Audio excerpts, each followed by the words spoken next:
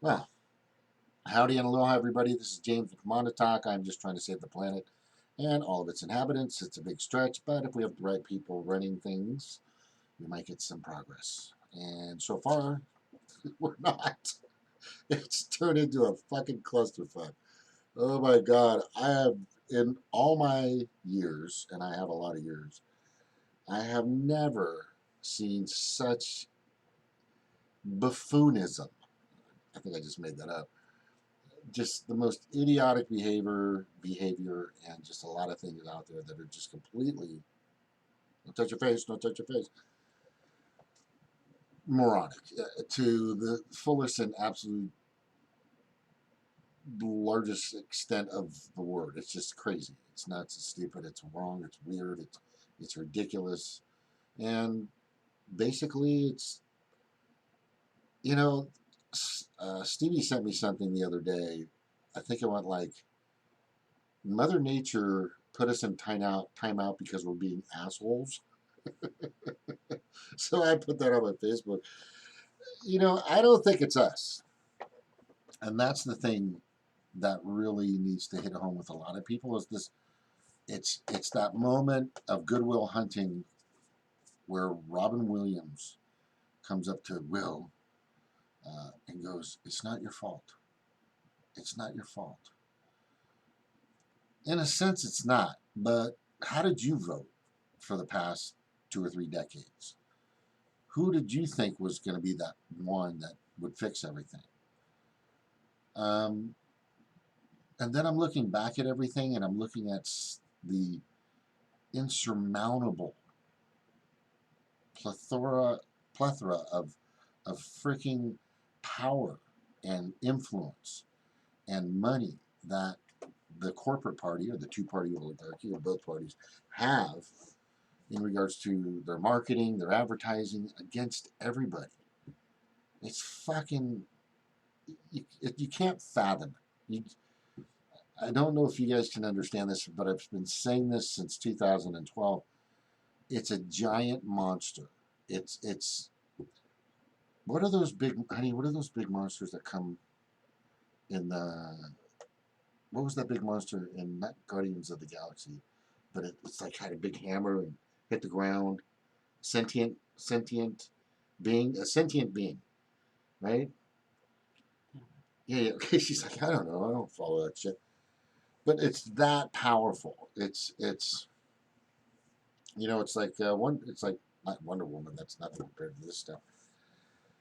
There are some very, very, very, very powerful forces out there that are getting people to do the most insane and crazy and fucking nutty things out there, and it's just not getting better. It's not getting better. Here's the greatest example. The greatest example of that is Tulsi Gabbard.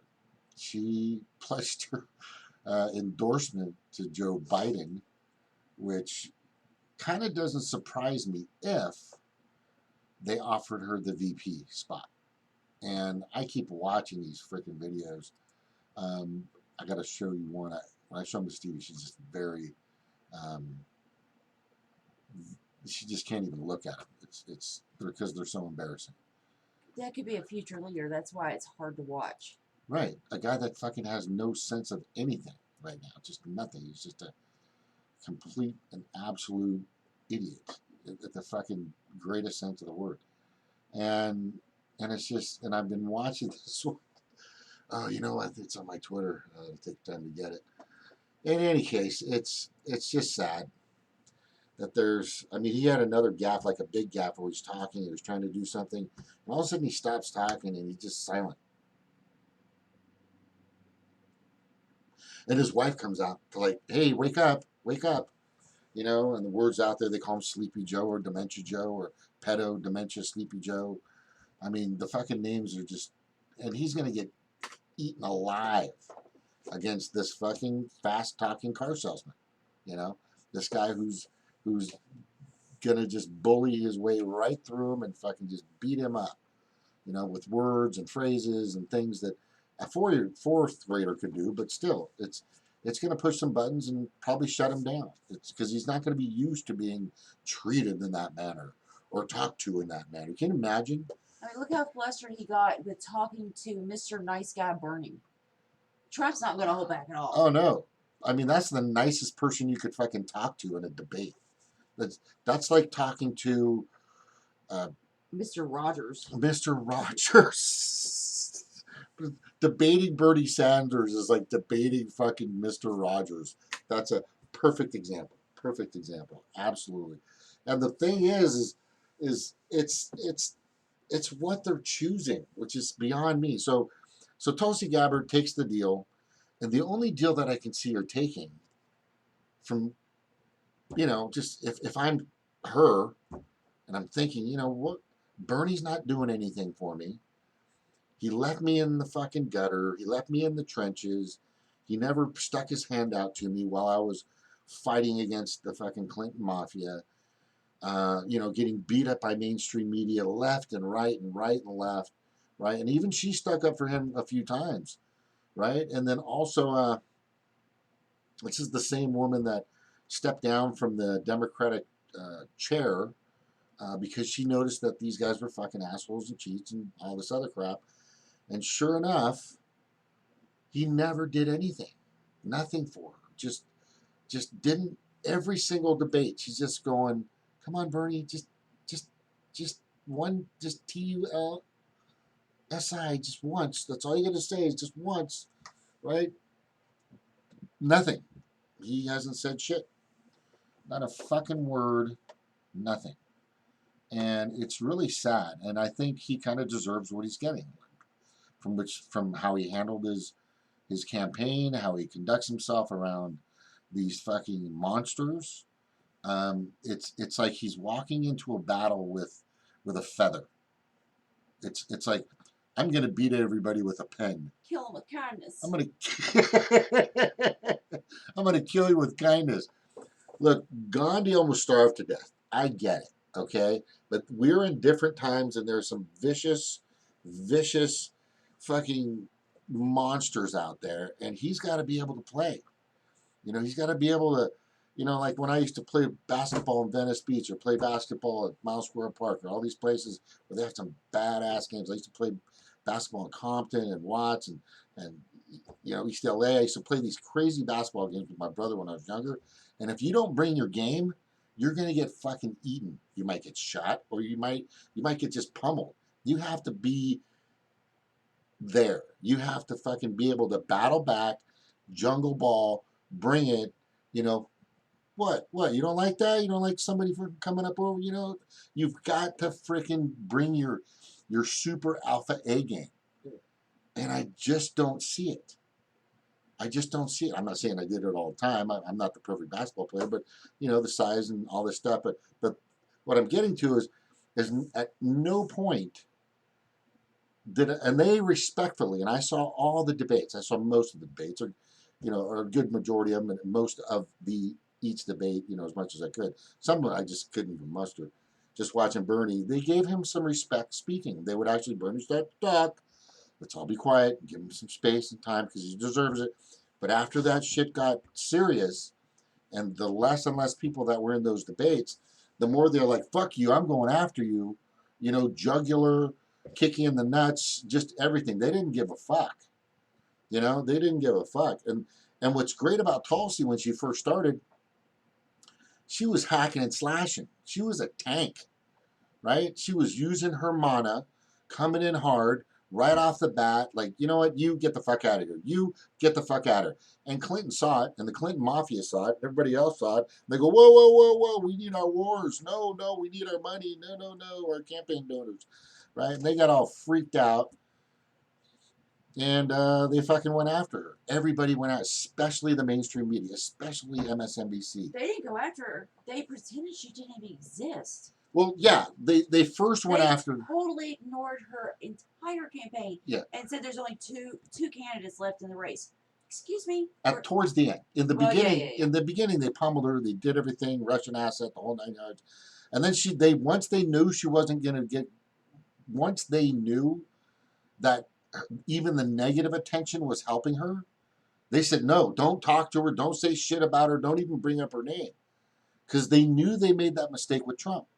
the more they kept talking about Trump, like they still fucking do, the more they're digging a deeper hole for themselves. Which they still fucking doing it. So with all in all being done and said, this woman was just like, Bernie, just one time, man. All I'm asking is just, and she's got pride and she has dignity and she has honor and she has more integrity than most people out there. But at a certain point, and she's not going to beg people to say, hey, can you mention me at the debate? Can you just save us? I mean, we have people here that are trying, blah, blah, blah, blah, blah, blah. Right? Didn't happen. So Bernie never said a fucking thing. And when I heard that she pledged her endorsement this morning for Joe Biden, the first thing that came into my head was, what the fuck? And then after that, after that, I was, well, so why? Why would this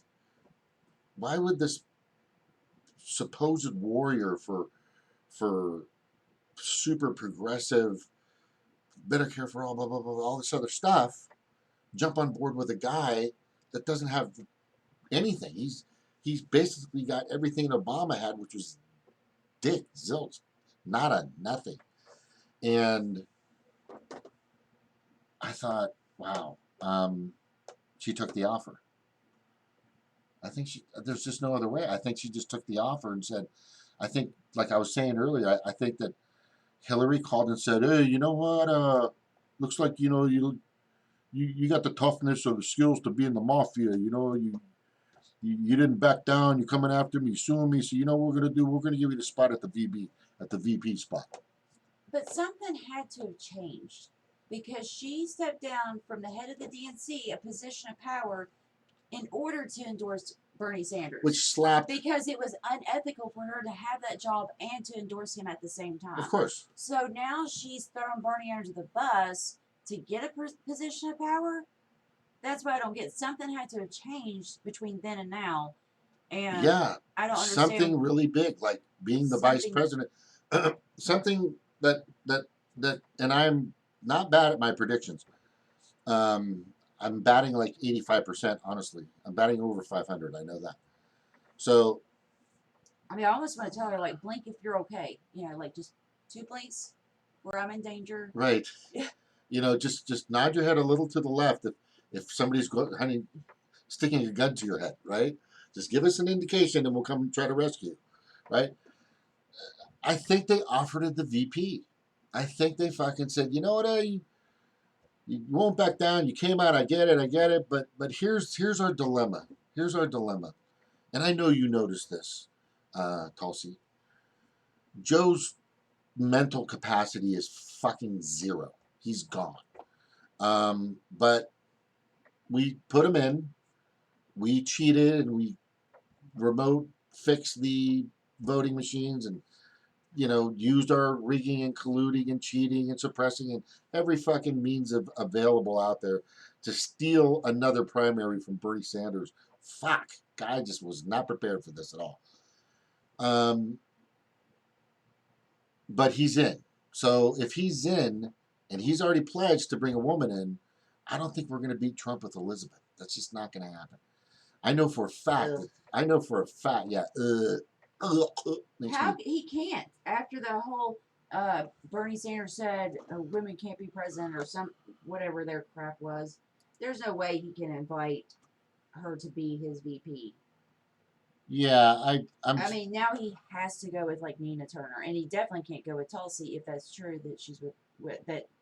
Well, either way, she endorsed Joe Biden, so he definitely can't pick her. No, exactly. So, and that's done and gone. So that's so dumb. Well,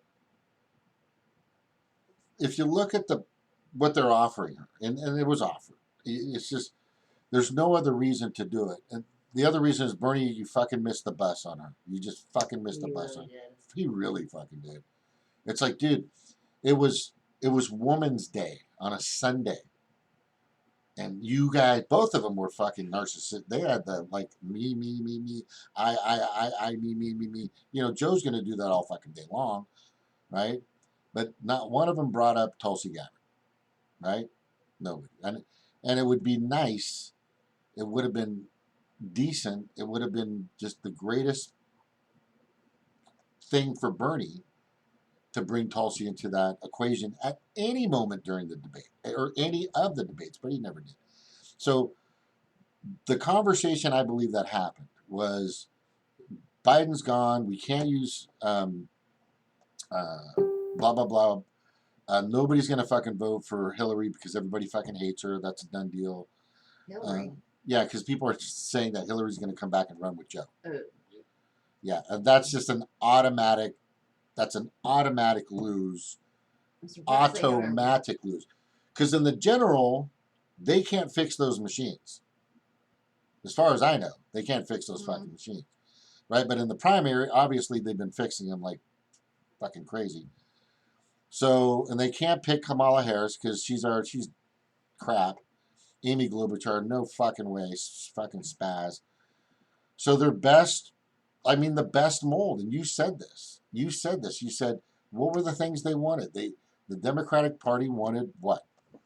Somebody, a person of color, which she's Hawaiian. She's a minority.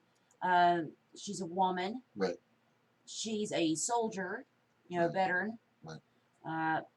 She's smart. She's younger. She's beautiful. I mean, everything you could possibly want in a candidate. Right. As a candidate. She's strong. She speaks her mind. She's smart. She's diplomatic. Extremely. I think she's carried herself very well until today. Up until this moment in time, and I literally, you sent me that text, and in the store, I go, "What the fuck?" Yeah, are you fucking kidding me? Are you fucking kidding me? Oh my god, I was just. But I can't be shocked about anything a politician Well, the thing does. was, what I first heard was that she was suspending her campaign. I didn't even watch the rest. Oh. And then the thing is I'm suspending my campaign and I'm endorsing fucking Joe Biden. That was the fucking killer right there. That was the killer. So knowing, and I think the leaders that, I think the people that control the DNC, because I know it's not the legislators, the judiciaries, or the executives. It's their donors who control them, and everybody knows that. If you don't, then you're way out of the loop, and you need to catch up. Said, you know what? Obviously, Joe's fucking losing his mind, and I don't want him fucking running this country. Okay?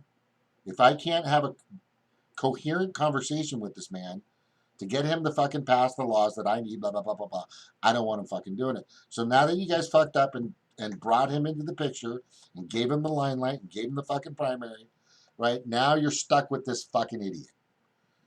So the only way to get out of this and to beat Trump, is you've got to have a strong fucking VP, right? Because Joe may not have much time cognitively upstairs. I don't know. I think he lost that months ago, maybe a year ago. I feel like we're just watching him decline during the primary. I think we were watching the decline in real time. In real time, just watching it happen. Oh fuck, there it is again. Oh fuck, there it is again. Oh shit, there it is again. Whoa, that's bad. It makes Stevie cringe every time I fucking bring up a new video. She goes, no, I don't want to see that. It's embarrassing, it's shameful, and it's pathetic. It's secondhand embarrassment. Yeah, secondhand embarrassment. So, which is a quality, obviously that everybody wants in a presidential candidate. Oh, of course. No, that's exactly what they want. Gets the voters to come out. Yes, that's definitely. So their only hope is Tulsi, right? So I don't know what they fucking offered her. I guess just the VP. But if she's doing it, if he picks anybody else but Tulsi Gabbard, or because he has to pick a girl now, because he said he committed to a girl, a woman, a female, at the last debate. Oh, he won't remember that. Right? I don't think he's going to remember it, but somebody's going to remind him 20 times, so he'll fucking try to remember it. 21 times usually for people. So it's going to be her. And if it's not her, then she is a traitor. Yes. If it's not her, then she is full of shit. If it's not her, she's just going to play the cards and wait for another 4 years. But like I've told everybody, I don't think we have 4 years. As you can clearly see, okay, we got Jordan Max. Thank you for being on. Bernie Sanders has become a contradiction and a Oh, yeah, bro, of course. Jordan Lott's here. Hey, Mana. Love the show, my brother. Keep it up. End the wars in the world. We are at the precipice, my brother. Mana aloha. Yeah, for sure, we are. And I keep saying that.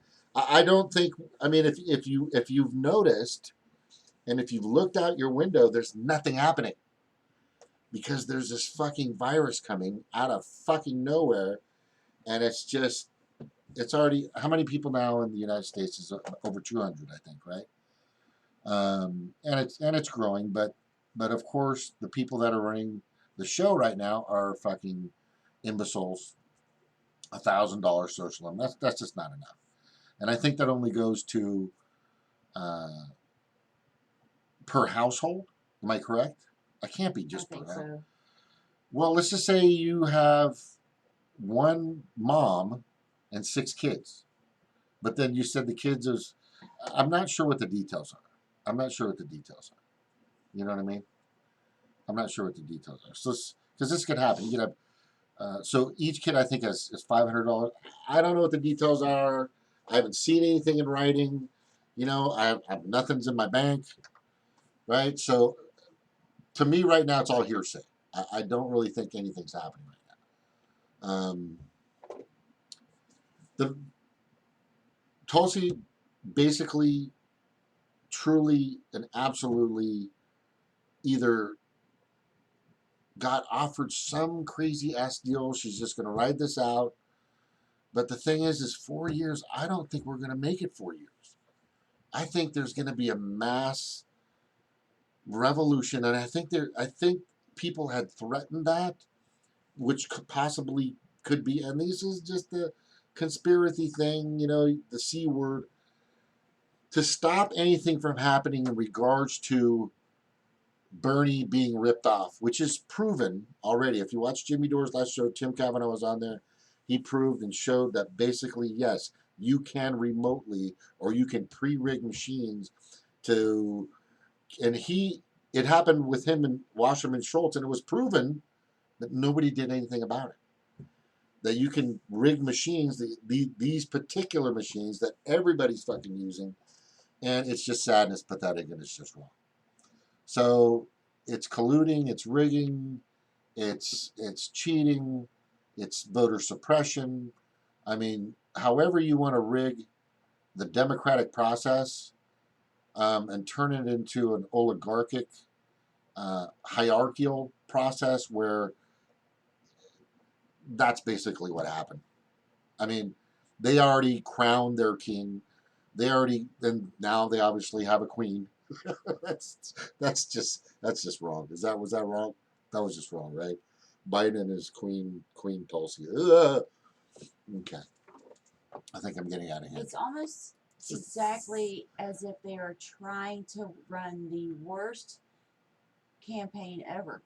Like they're trying to put the worst candidates forward in order to ensure a loss. Right. Right now, we have probably the worst candidates I've ever seen in the history of this planet. I mean, 327 million people that live in the United States, and this is the shit show that we have to choose from. Right. This isn't a choice. This isn't democracy.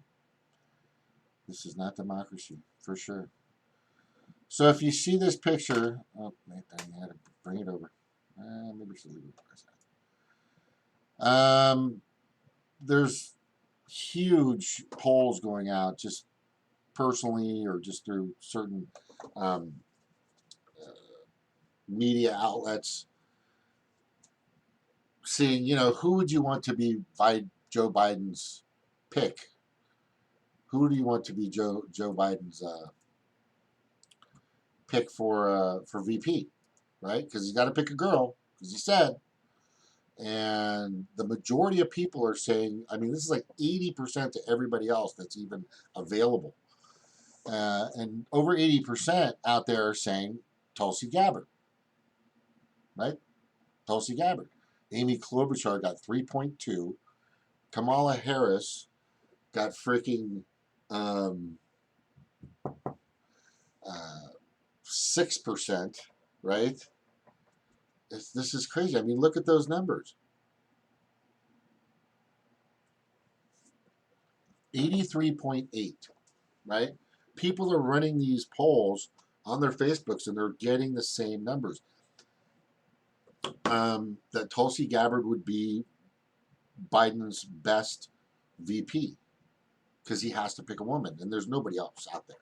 Because I know damn well sure that fucking Nina Turner would not go anywhere near Joe Biden.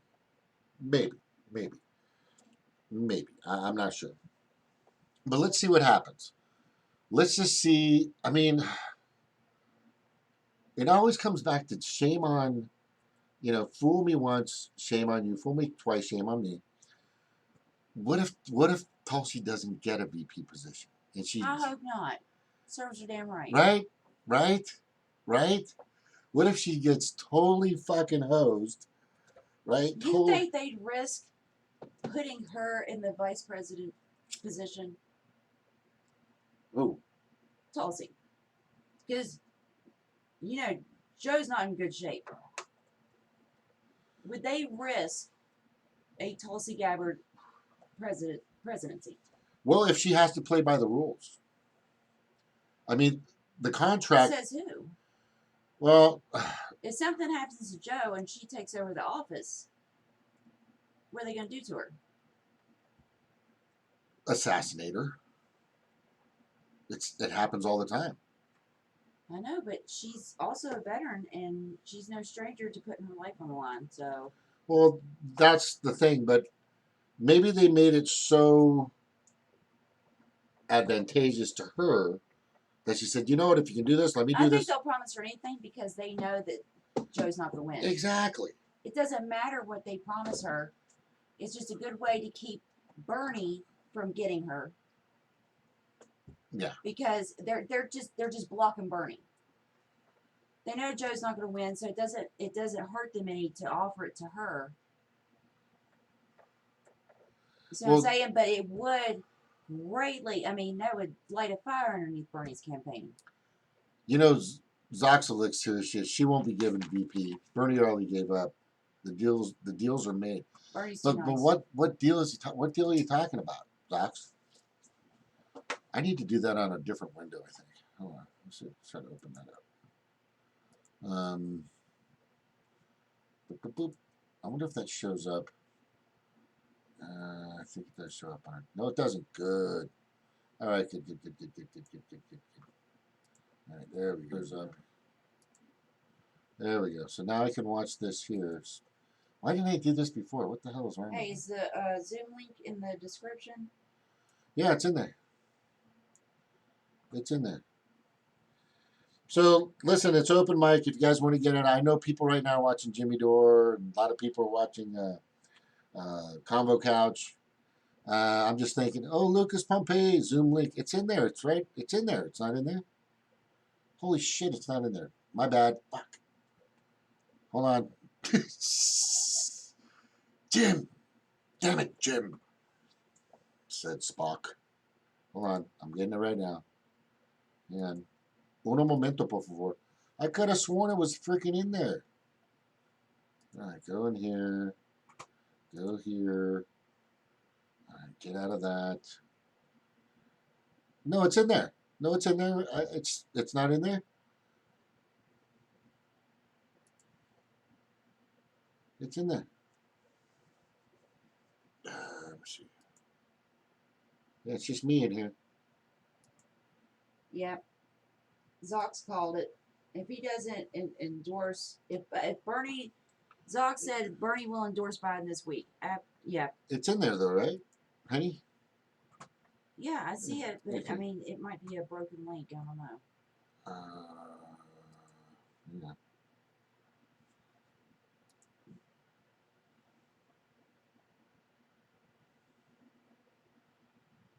Yeah, and especially with Trump doing the banning foreclosures and evictions. Right. The $1,000 checks. Yeah. I mean, he's more left wing than Joe Biden is. Yeah. Well, it's pretty sad when Donald Trump is out progressing these people. Well, this would probably be the best time to do it. Timing is everything. He knows that. He's a salesman. Oh, Trump's going to win this in a landslide. And then Yeah. for the next 4 years, we're going to hear about his numbers and his win. No, we're going to hear about nobody's getting fucking health insurance. We're going to hear about Social Security being ripped apart. We're going to hear about fucking more wars.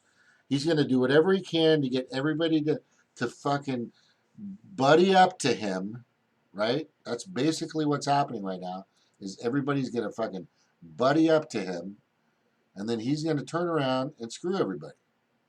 That's what he's going to do.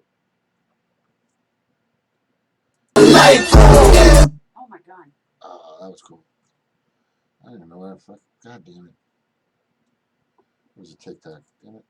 Of course. Damn, those things are loud. Hold on, going back. Yeah, I don't have a studio crew, and I'm not really good at this shit, but you know what?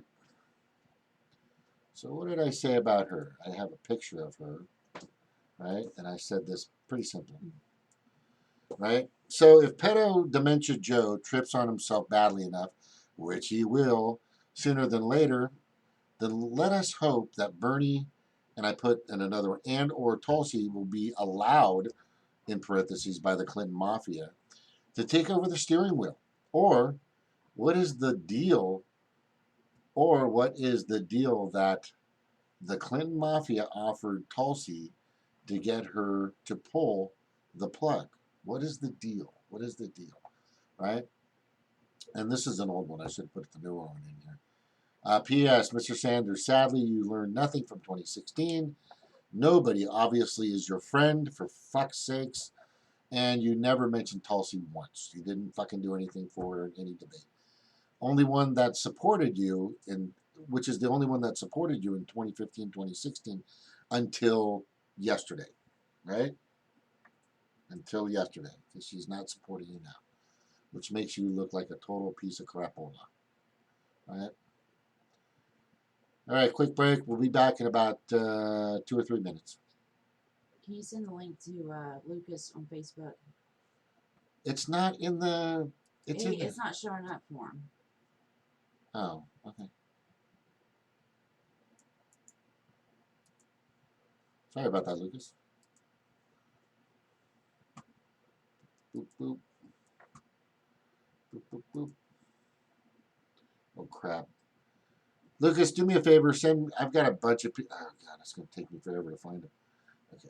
Just send me a quick message so I can just send it to you real fast.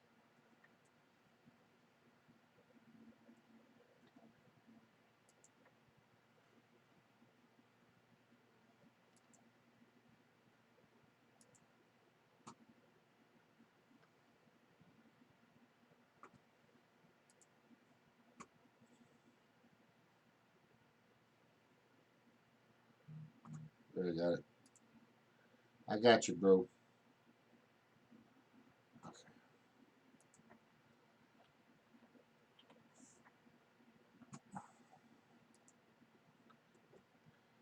All right, we'll be back in a second.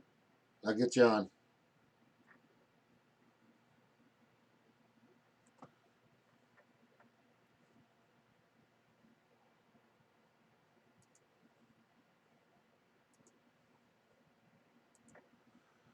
Okay, I think the mic's off. I think the mic's off. Let me see.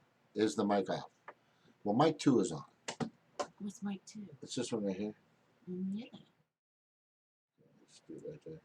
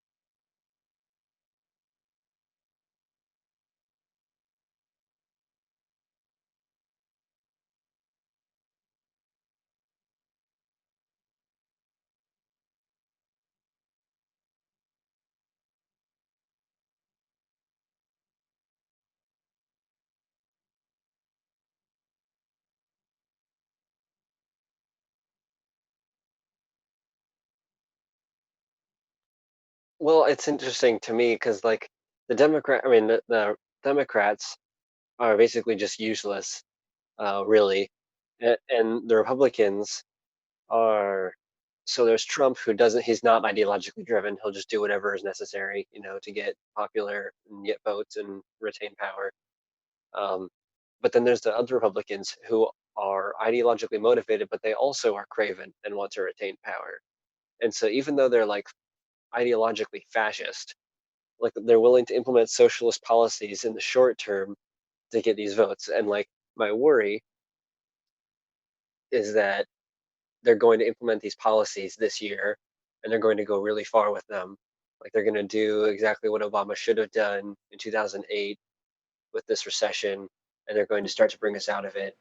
And then, November, the election happens, and Trump might keep it up for a few months after that. And then the second we have a vaccine for this thing, they're going to try to return life to normal. And they're going to take advantage of what happened during the shutdown, and they're going to increase the police state over the next year or so of the shutdown. Like censorship online is already getting worse because more people are being forced online and sharing information. So they're going to crack down on online information. And then they're going to crack down on public meetings and things because of the disease. And my fear is that Trump's going to get reelected and we're going to slide into authoritarianism. And like the other side of that is, if Biden got elected, it'd still be sliding toward authoritarianism. But like, I don't know. Part of me wants Trump because it's like the accelerationist part of me wants Trump, uh, because like I think that Trump would be a much greater catalyst for massive change than Biden. Hmm.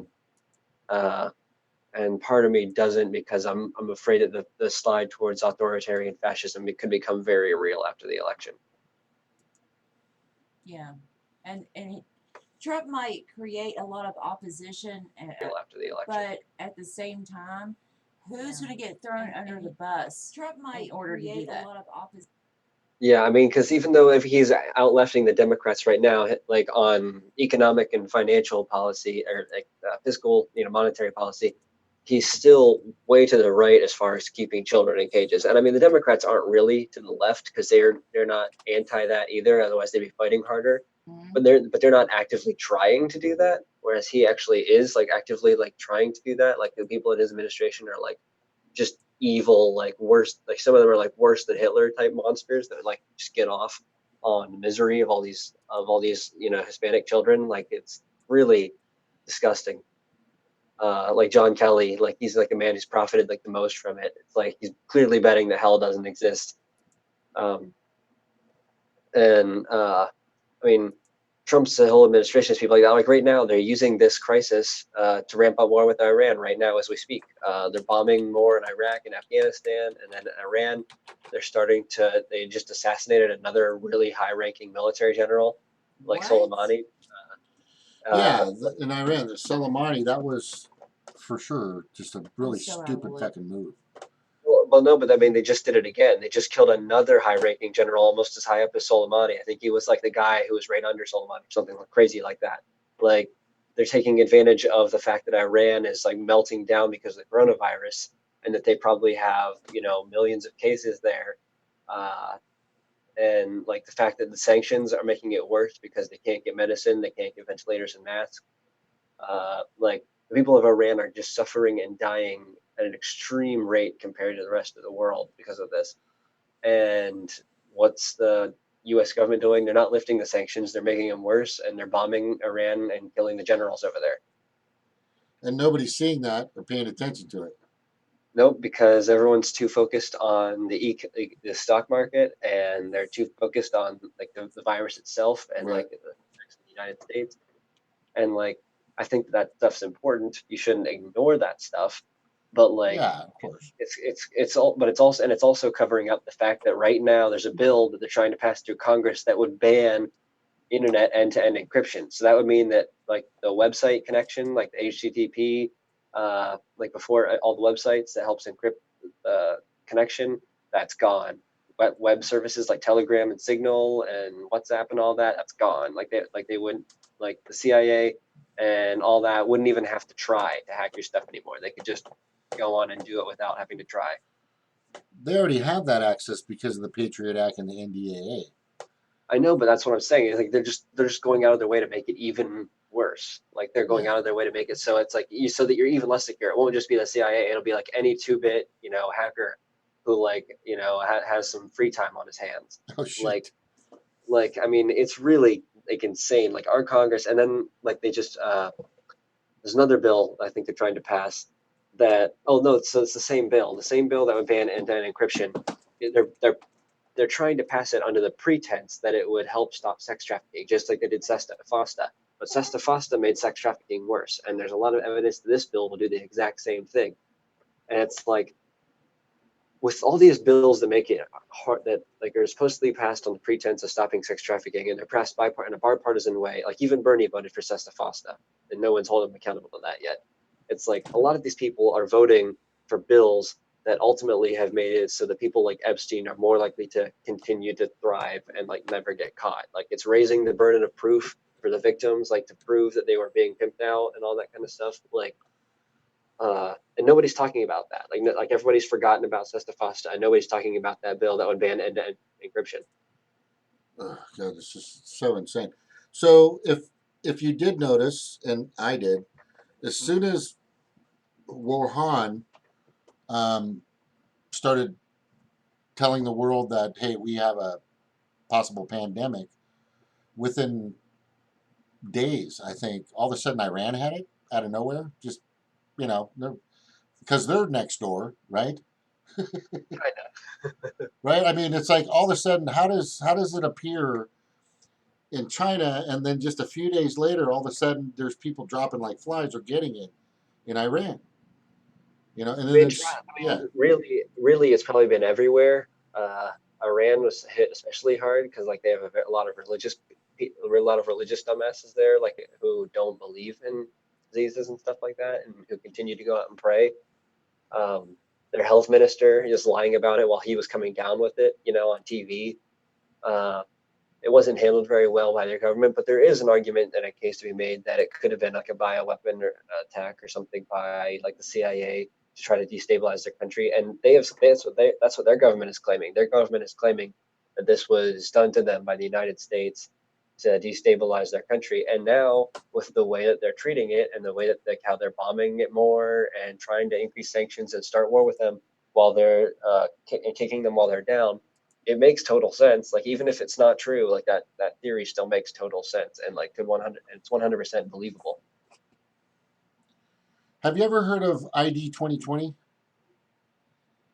ID 2020. I don't think so. No. Well, it's a process that they want to use to identify everybody DNA, and this is the best way to do it. So if you vaccine, then they're going to get your DNA and they're going to get your prints and everything to put you in the database. The other one that's out is Agenda 21, which is it's very fascist, but it has to deal with many different players across the world. And there's a guy that I was talking to in the past few days, and if you look at one of my last shows, the CEOs have all been dropping off like flies. It's like they knew something was coming down the pike, right? I mean, we're talking thousands, couple thousand Well, they've of all known for years. I mean, for the last almost 10 years, all the like ever since the last recession, all of these stockbrokers and billionaires and CEOs have all been cashing out and like as much as they can and aren't and like they were using the stock buybacks to artificially inflate their stocks so that they could hoard as much wealth as they possibly could with the idea that whenever the next crash came, it's probably going to be the biggest and worst crash in all of history.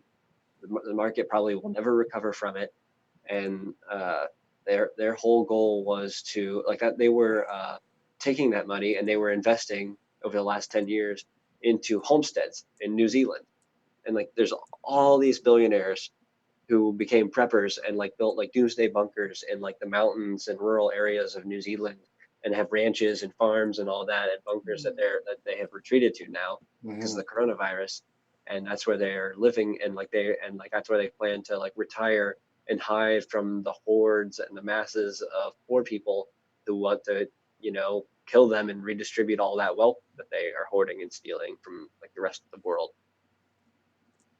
But I So mean, go ahead. really, a lot of that wealth is just like it's just the computer numbers. Like even if you let them keep their bunkers and all that shit, like you could still take away most of that money. Like if the government just had the initiative to do that, if to do so, like they could take all the money and resources that they have on paper and say, all right, that's gone, just evaporated, the computer accounts down to zero. Now all that money, is going towards like, food stamps or unemployment or whatever. And like the government's proving that right now with the way that they're billing people out, the way that they're implementing sick leave. Like they're proving that like there's no paying for any of this shit. It's all made up because that's how our modern fiat currency works. It's all completely 100% on the computer. You can do whatever you want, and it's all basically magic. None of it actually matters. Like as far as like how do you have to, at least on the federal level, for state you can do whatever you want, and it's all they still have to raise taxes and fund get revenue for the spending. But on the federal level, like modern monetary theory, it's all been vindicated now. It's all been proven that that's true. That is how it works. Well, the most, I'm in one of my shows, the CEO's leaving. When Bill Gates talked about this a while back, and then Well, yeah, that was creepy. Whenever he like it's not predicted a the coincidence. coronavirus pandemic, and they had the World Yeah, Economic Forum simulation last year right, was of a coronavirus pandemic. right.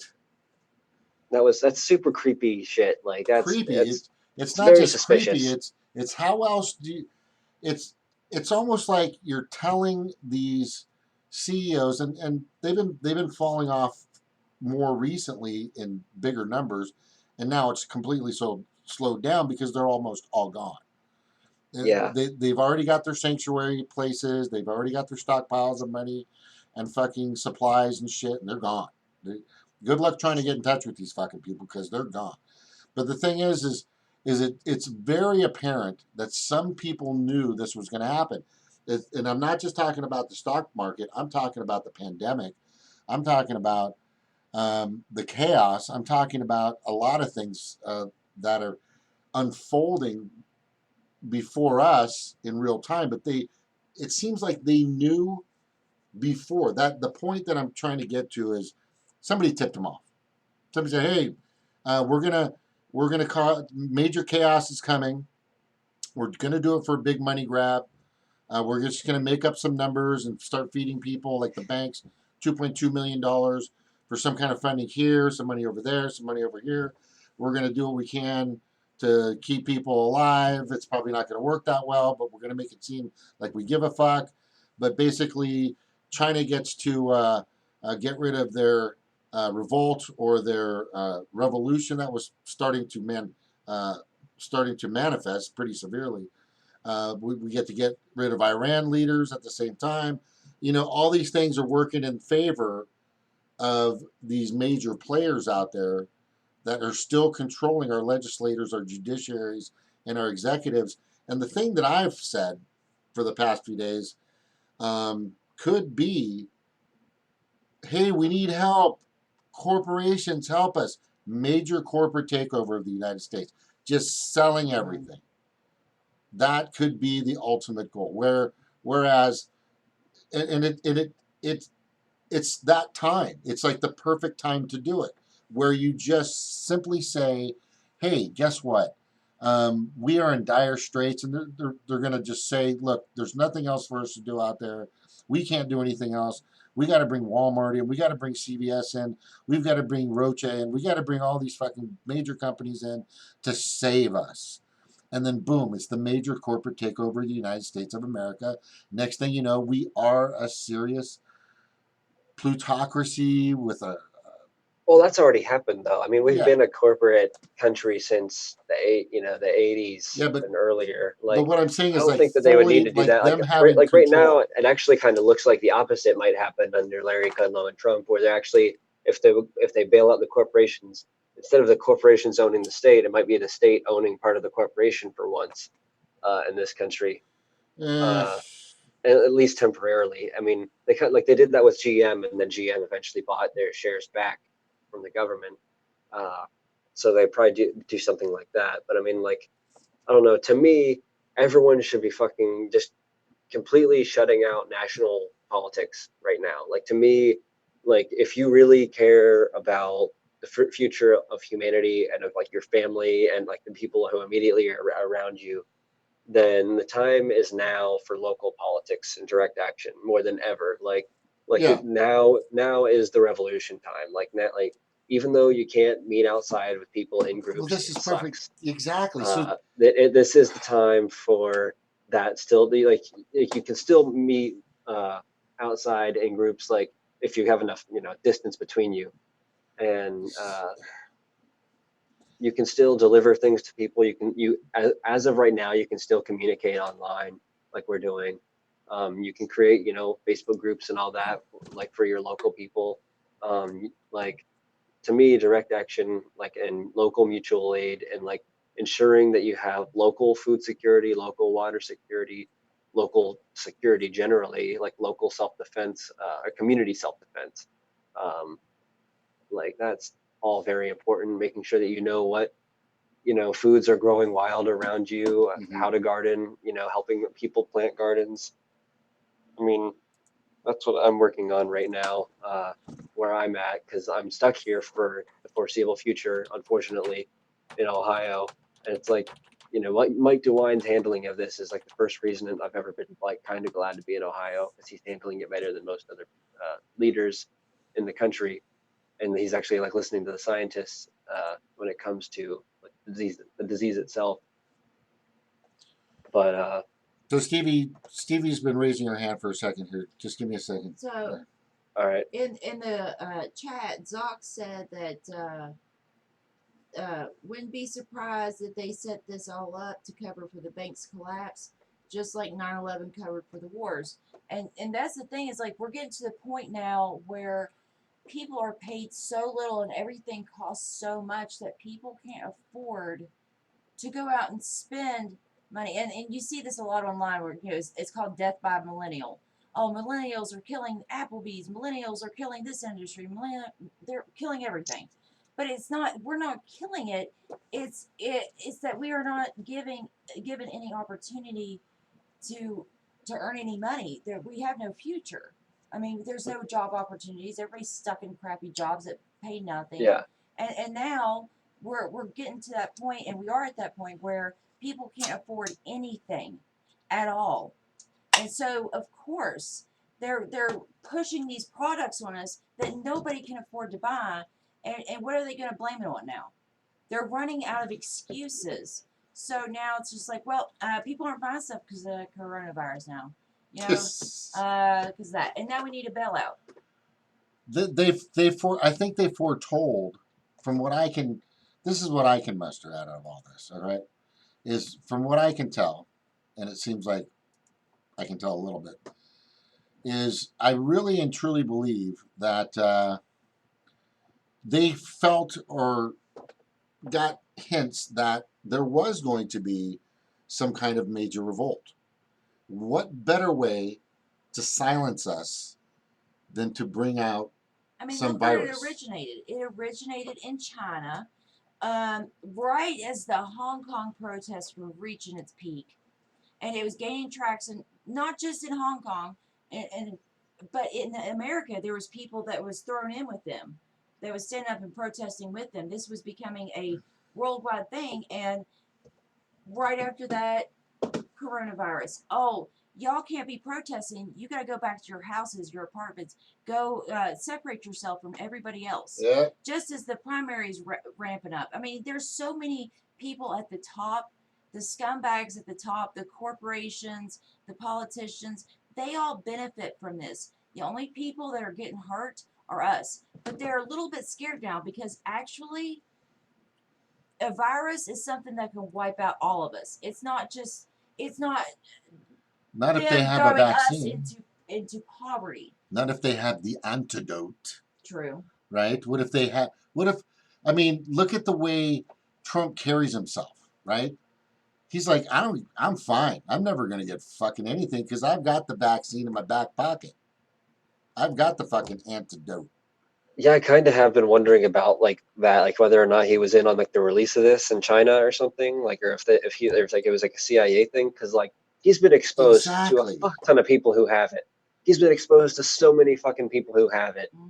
and yet, they're saying he doesn't have it and all that, and it's either a lie, and he's probably gonna get sick and die, which would be really fucking funny and hilarious, and it would, prove that all the conspiracy theories are probably bullshit, and we really are just ruled by a bunch of fucking morons. Yeah, And but that's not the case.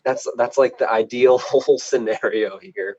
That's like I mean, because it's like a lot of people are comforted by the idea that like there's like the conspiracy theory that there's people in charge, there's people running this, they're not going to let things get too out of control. Mhm. I am the opposite. I am more comforted by the idea of the chaos and like the dumbasses that are running us off the cliff, because at least you can like educate people, and like the dumbasses will kill themselves.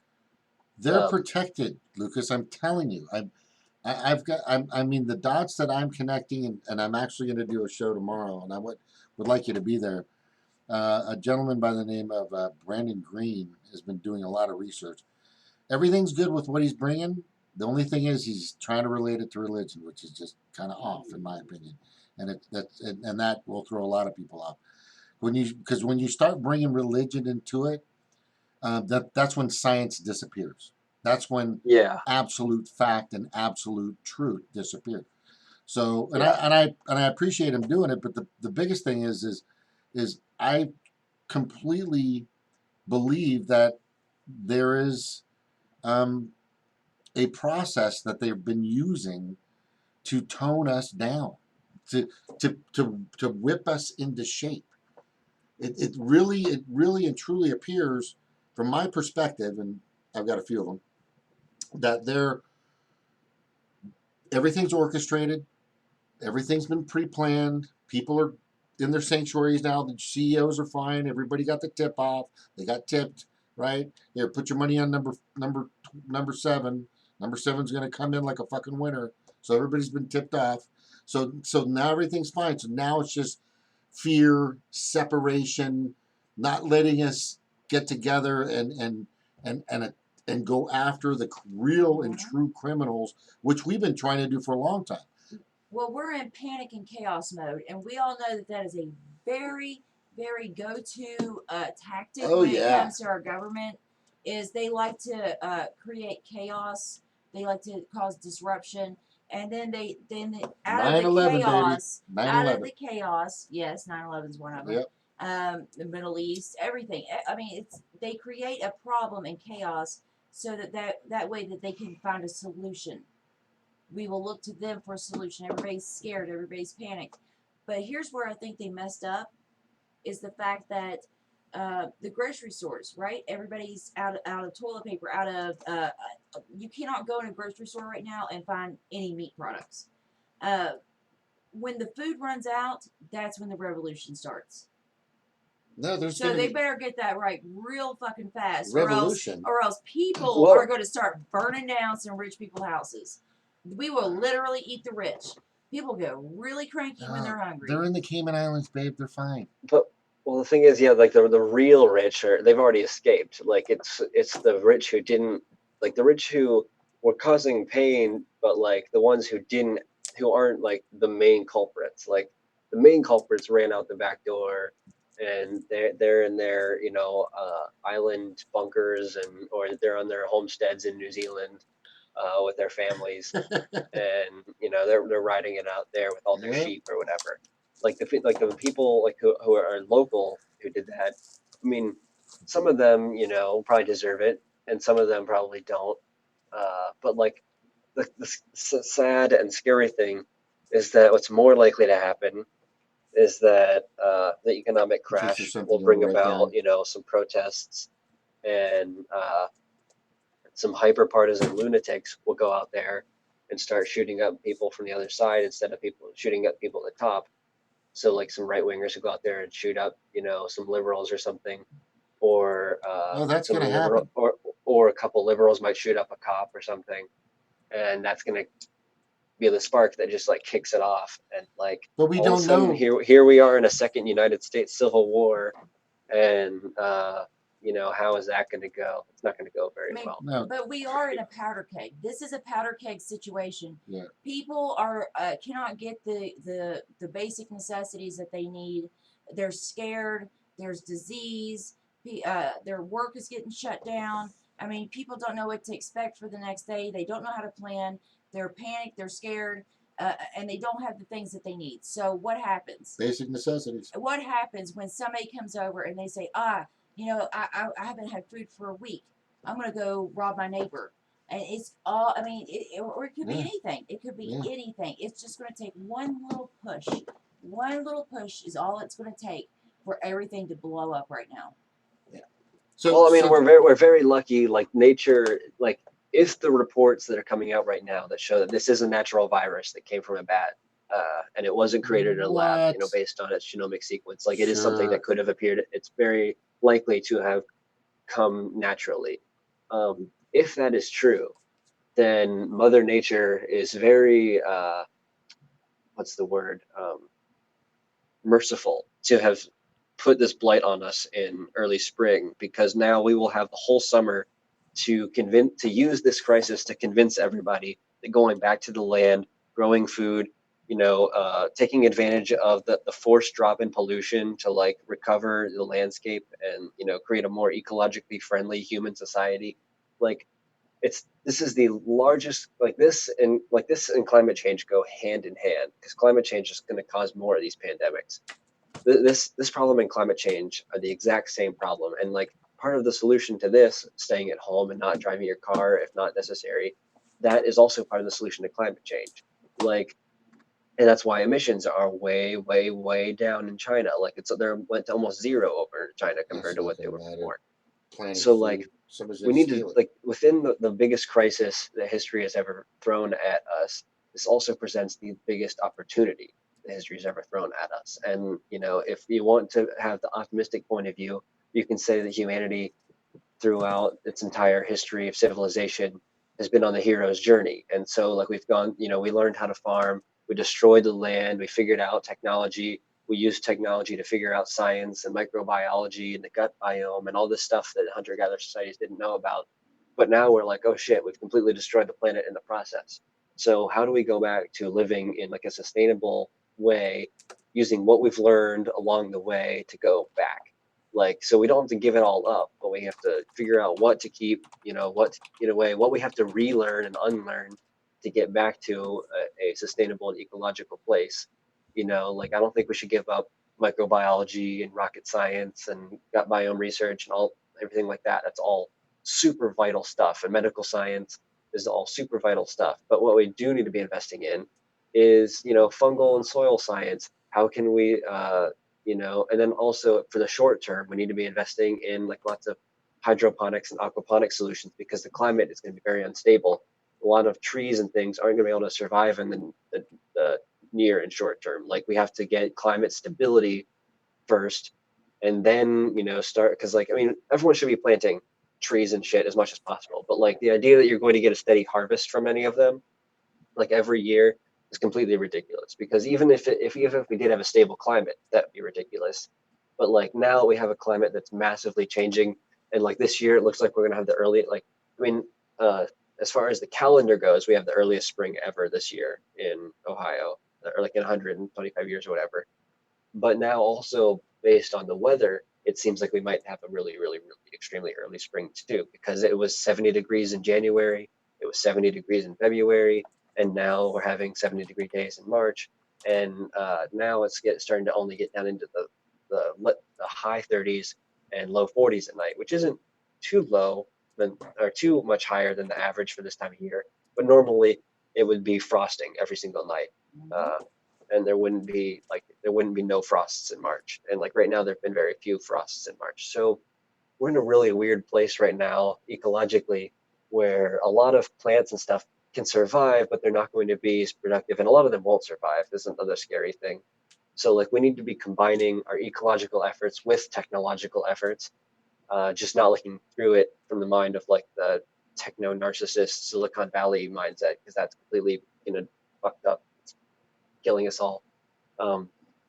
Like, sorry, I'm ranting, but like, It's okay. Keep going.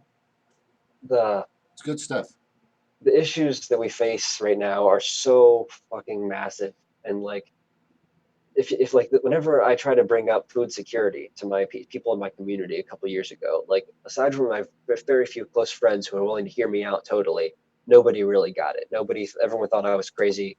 Everyone thought being like prepared for any kind of eventuality was crazy. Even a couple months ago, whenever I noticed this thing becoming real, and I started calling my family and friends and saying, "Hey, stock up on dried foods, like bulk foods like rice and beans, Hmm. all that." They were like, "Oh no, it's no big deal. We've been through Ebola and all that." And I was like, it's not same, but whatever. And like a lot of my friends were like, "Oh, you've fallen down a conspiracy theory rabbit hole on YouTube, blah blah blah." And now everything I told them in my panic, my panic stricken voice has now come true. And they're all like, "Oh my goodness, he's clairvoyant. Maybe we should actually listen to what he has to say." And I'm thinking that if I can speak to the right people in my community now, that this super duper close minded right wing community just might open its mind to permaculture this spring. And I could get, like all these unemployed people who are at home quarantining. Seeds aren't super expensive. Everyone can get seeds. So if everyone in the community gets seeds, if everyone in the community goes out and plants gardens, if we, go out and find, fencing, or we can get, corporations that are still functioning to to donate fencing, and get tax breaks from the government or whatever. Like, I don't know how exactly we're going to get fencing to keep all the deer out, but we also have to eat deer too, because people are going to be starving. So the deer are probably going to go way down in numbers this year. Everywhere in the country, the deer are going to go down in number. Rabbits are going to go down in number. Squirrels. Uh, this is going to be like a really really fucked up and stressful and weird time we're living in. Like, it's definitely the craziest time. Like there's like, and it's just going to keep getting crazier and crazier over my lifetime. I think. I don't think it's going to be. I don't think it's ever going to get like calmer over my lifetime. Just kind of stressing me out right now, considering how crazy things are already, and I'm only 21 years old. Um, but it's also hopeful because like if things keep getting so crazy, people will be forced to act. And like this year, so much shit has happened to wake people up, with the Australian fires and with Kobe Bryant, crashing in a helicopter and like reminding everyone of their own mortality, and the coronavirus and just all the shit. There's so much shit going on. The presidential primaries completely getting rigged again. The exit polls showing that Biden probably didn't actually win a single fucking state except for South Carolina, and they always probably rigged, like you probably used the machines to rig all of them for him. This kid And even needs to South get this Carolina app, is man. debatable whether or not he would have won I'm that for muted, but real. this kid needs to get this app. It's all like so fucked up, and like to me, electoral politics, like and except for like the local level, and even on the local level to an extent, should be in the back of your mind. Like it should all be about direct action on local and state level first, and then think about direct action on the federal level. I mean, like the yellow vest thing, that the general strike and the red strike that everyone wants to do on April 2nd. I'm all for that. That's a national day of action. Everyone's calling for it. Like, don't pay rent on April 2nd, in solidarity with everybody. Don't go to work on April 2nd unless you're in the medical field on April 2nd. Like, because it's the strike for Medicare for all. Well, actually, they have 5 demands. Medicare for all is just one of them. But yeah, it's and the rent strike to demand that rents be canceled for the duration of the pandemic. And so that's a national direct action that we can all take. But like local direct action is making sure that you have enough supplies, making sure that your neighbors have enough supplies, making sure that people in your community get what they need. So people who do have extra can share with those who don't. And like, it's far better to all start to go hungry together at the same time, rather than have like a couple members of your community get hungry and murder another member of your community who has extras. Like, it's far better for everyone in your community to get hungry at the same time, and then people can start migrating to other communities who still have extras, and like sharing, and building community, working with local farmers. And like, now would also be a great time to start getting your local governments to commandeer factory farmland from all these giant factory farming corporations that are currently tanking and going under, and just say, hey, we're commandeering this land so the community can stay alive, and you're gonna have to fucking deal with it. And like get the sheriffs on board, tell them, like, I don't know. I'm still figuring out exactly how this is all going to work, but it's going to have to happen if we want to make it through this thing. All right, so let me just that's a big package of things that could happen. That's these are okay. These are a ton of things, Lucas, that could have been happening decades ago. I know. And I know it's sad. I mean, I wish, right? I wish there were people. I wish there were people that actually, hey Will, had the knowledge that you have, you and Snork, and I mean the percentage of people like yourself and me are so small. It's so minute, so tiny. So many people are so dependent. Look, when I was a kid, we used to go out and hunt for bear, and we used to hunt for freaking caribou and moose in Alaska, because there weren't a lot of grocery stores, and we used to slab that meat up on the counter after we go hunting, skin and all that stuff, and we lived off the land basically. During the winter, it was all meat, man. You're just eating meat and whatever frozen food you can fit in your freezer, and that's just the way it went. But now people are so dependent on going to the grocery store, buying from the grocery store. You've got pickup and delivery from the grocery store. Everything's dependent on what they have. And the thing that Stevie was really trying to get to, which absolutely is all it's going to take is a couple of dominoes out there. When there's going to be looting, there's going to be aggression, there's going to be there's already anxiety, there's going to be a ton of frustration already, and people aren't as knowledgeable or as prepared as you or Snork, where you guys can actually grow stuff in your basement or right outside of your house. I mean, I worked on an avocado ranch with my grandfather for 30 years out of my life. I'd say out of the 30 years, I probably did about 12 total. So I worked alongside with the workers, and I know how to plant. I know how to prune and splice vegetation and all this other stuff. So I have a little bit of knowledge about planting, and we had all kinds of different vegetables and always growing in the garden. So I'm very familiar with a lot of those things. But the thing is I don't know if they're going to allow that, right? I don't know. I think, from my perspective, I think they want this to get bad. I think if the worse it gets, the better it is for them. And them, I'm speaking of the people that already got tipped off, that are already in their sanctuaries, that are already where they need to be, right? But before you continue, just give me a second. Give me a second before you continue. Stevie had a few words that you wanted to say. No, I'll just go back in the room. Oh, I thought you had something you were saying. Okay, sorry. But anyway, so Will's here. Will, how you doing, buddy? Good seeing you. I feel disappointed. Oh yeah, I'm hearing you. I'm hearing you. Let Get me used to tell it, you. man. Let me tell you this. Let me tell you this. Okay. A while back in January, I had the privilege of interviewing Mike Gravel, and I pushed Tulsi. Like maybe Bernie should pick Tulsi. And that's what me and Mike Gravel were talking about. But no, I totally hear Nico House's side of it. I would love to hear what Nico has to say about this. Has he said anything? Oh my God. He did a stream. One time. He was just saying more a watered down version of what I was saying. But What do you say? Well, I've been saying that, Bernie cost himself that endorsement, and he cost himself the nomination by propping up Warren and ghosting Tulsi. What?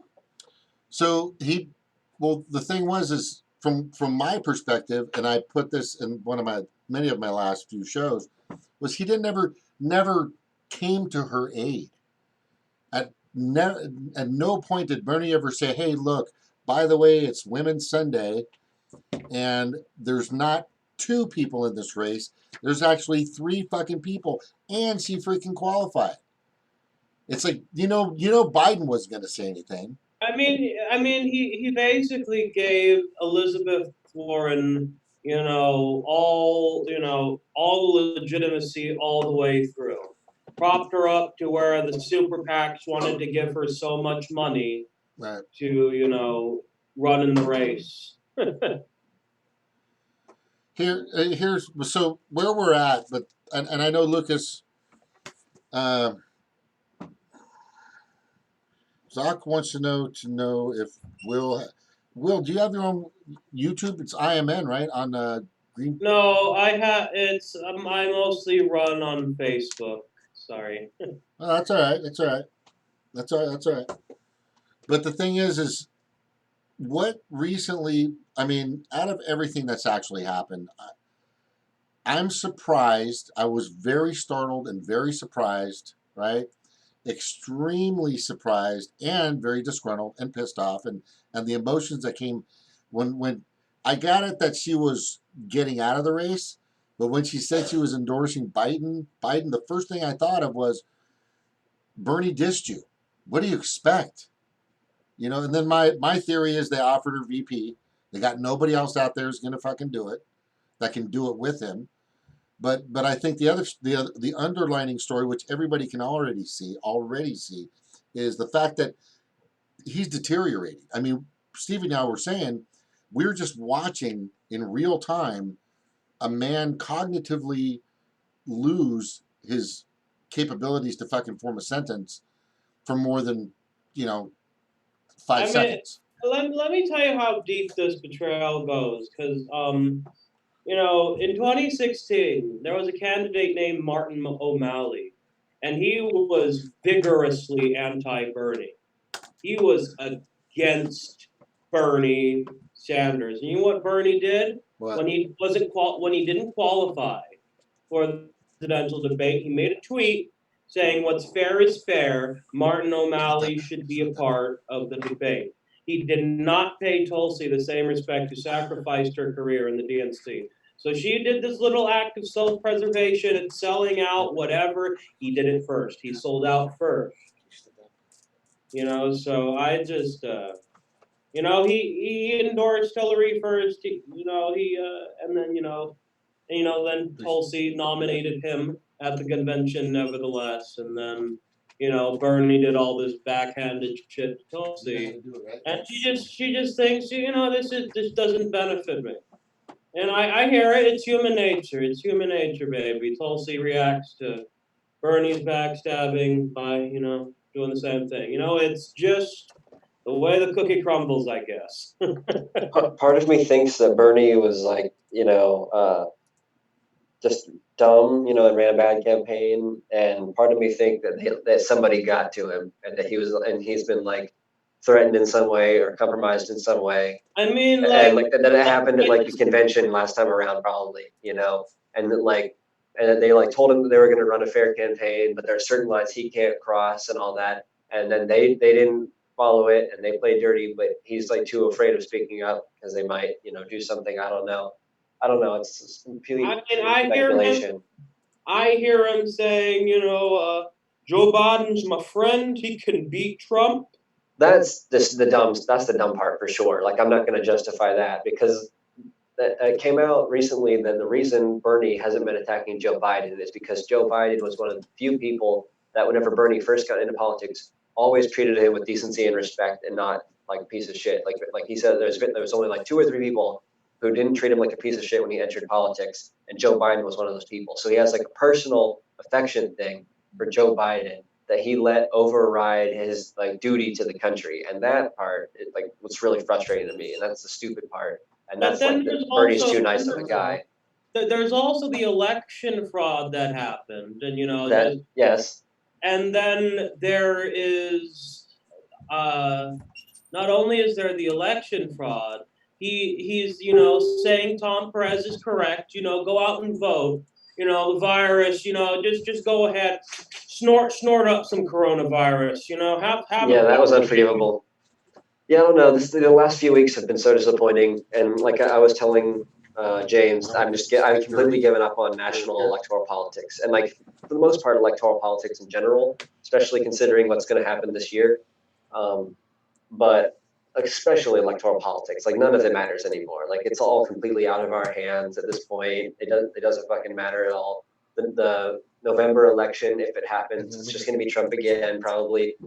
Or you know, if they replace Biden at the convention, it might be somebody else who's like a more competent Democrat who would also probably just enable authoritarian fascism. So, I mean, really, the national leadership doesn't matter as much as local action and state leadership, and like trying to ensure that like whenever the second U.S. Civil War comes, that you know your community is not up in flames or being overrun by Christian dominionist terrorists who are trying to make everyone follow their version of white supremacy in the Bible. Sorry, go And ahead. I just gotta say, you know, It's muted. Tulsi, she's like the original Hey. Bernie bro. Fuck. You know, she is. Move over a second. So like, I'm I'm just like, no, One Bernie. more.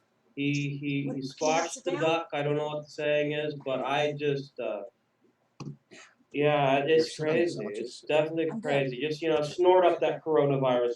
You know, Tom Perez, his Can I please go back to it now? suggestions, totally I'm good. trying to check our Totally. camera angle without being on Yeah, screen. When it comes to what's going to happen over the next year or two, I'm pretty sure a second civil war or something along those lines is very, very likely now open up the with webcam. what's going on. It's separate. Because Once you like do the webcam, it takes me off of this. truck No, it like doesn't. I farm already like opened it once. produce truck hijackings for the last several years have been at all-time highs. Cattle rustling has been at all-time highs. Beehive rustling has been at all-time highs. See, we're good. So people have Close been it out. stealing cattle and beehives like crazy. And then like I said, the produce truck hijackings at all-time highs. So like people are just stealing trucks of produce all the time, and you never hear about it on the news. Like it happens constantly, like all the time. And it's not going to take very much. Like all they would have to do is cut off a few supply lines from California, where all the farms are that feed the country and like the rest of the world, and like millions could starve. Like if the farmers that live in those counties in Northern California decided to rise up for themselves and say that they're just not going to do it anymore, they're not going to produce the food. Like they could hold the entire country hostage, like just the farmers in northern California. Like, I mean, like those farmers that produce all that food together hold so much power, and most of them are like diehard, like Bundy type Christian, you know, nut jobs who like want all the blacks to be slaves again, and they want like white supremacist Christian ideology to like rule the land. And they just want to kill libs. A lot of them. Here. So like Right over there. that's a scary thing going on. But then there's also like the cops. The cops are a whole other issue because the cops in this country are all extremely right-wing, insane maniacs who beat their wives, and they are all just looking for an excuse to beat the shit out of all the black people and all the liberals and all of the Hispanics and Muslims, and they would just love to side with all those Christian dominionists that they in Klan members and Nazi gangs in helping to put the boot on top of the population. You see the.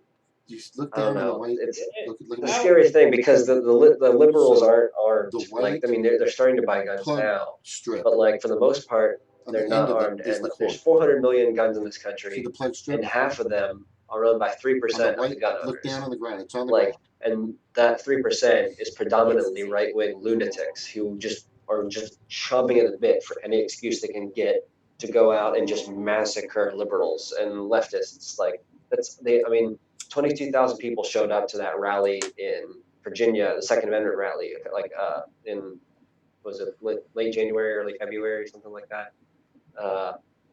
And people who showed up to that rally, I mean, 22,000 people open carried in Virginia, and majority of them were insane right-wing lunatics, and there was a few of them from the Socialist Rifle Association and from the John Brown Gun Club, but the majority were from insane lunatic places. And then there was also the FBI arrested like 3 or 4 members of a terrorist group called the Base the day before that, who were planning on shooting up the crowd with a machine gun from a rooftop to instigate the Civil War, the race war. And like all these mass shooters for the last several years, like Dylan Roof in Charleston, he was trying to instigate a race war. The guy who ran over Heather Heyer in Charlottesville, all these people read the Turner Diaries, and that's what they want to happen in the future.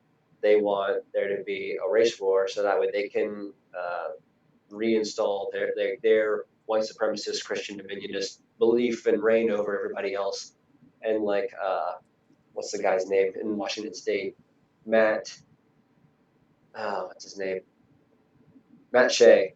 There's a representative, a state representative in Washington State who it was leaked in Telegram chats that he and fellow members of this chat, his organization, are terrorists who talked about scalping leftists, and they were like trying to dox people, and they were talking about killing them.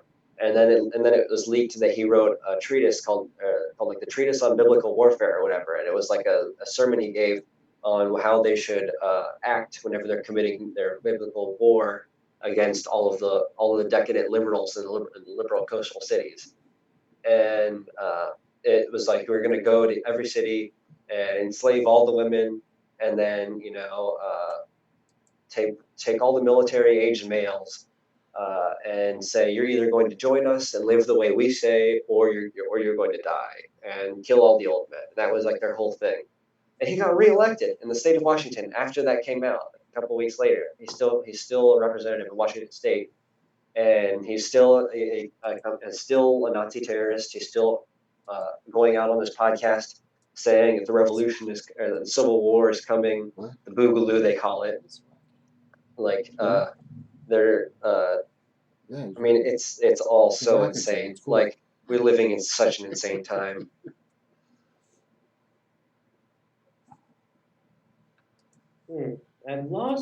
I forgot what I was gonna say.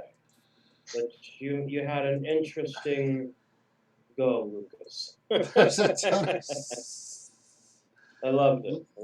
Look, Well, I mean, I just have like so much going around my head right now, and like since I'm in quarantine, nobody to talk to, so it's all just There's kind a of. lot going on, my friend. There's a lot absolutely, going on. we're here.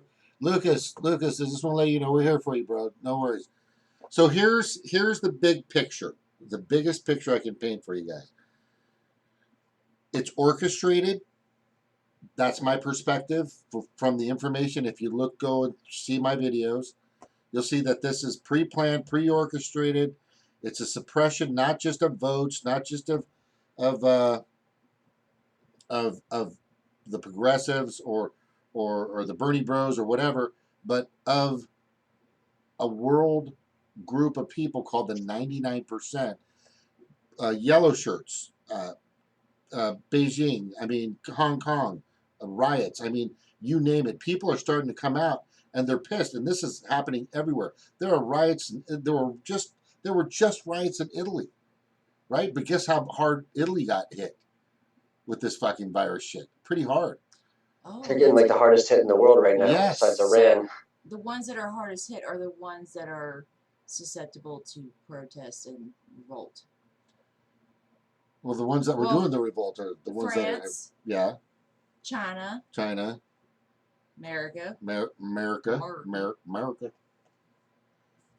It's just. Yeah, I wonder how it's going to go in Chile, where they've been having a leftist revolution there for the last few months. Oh, bad, bad, very bad.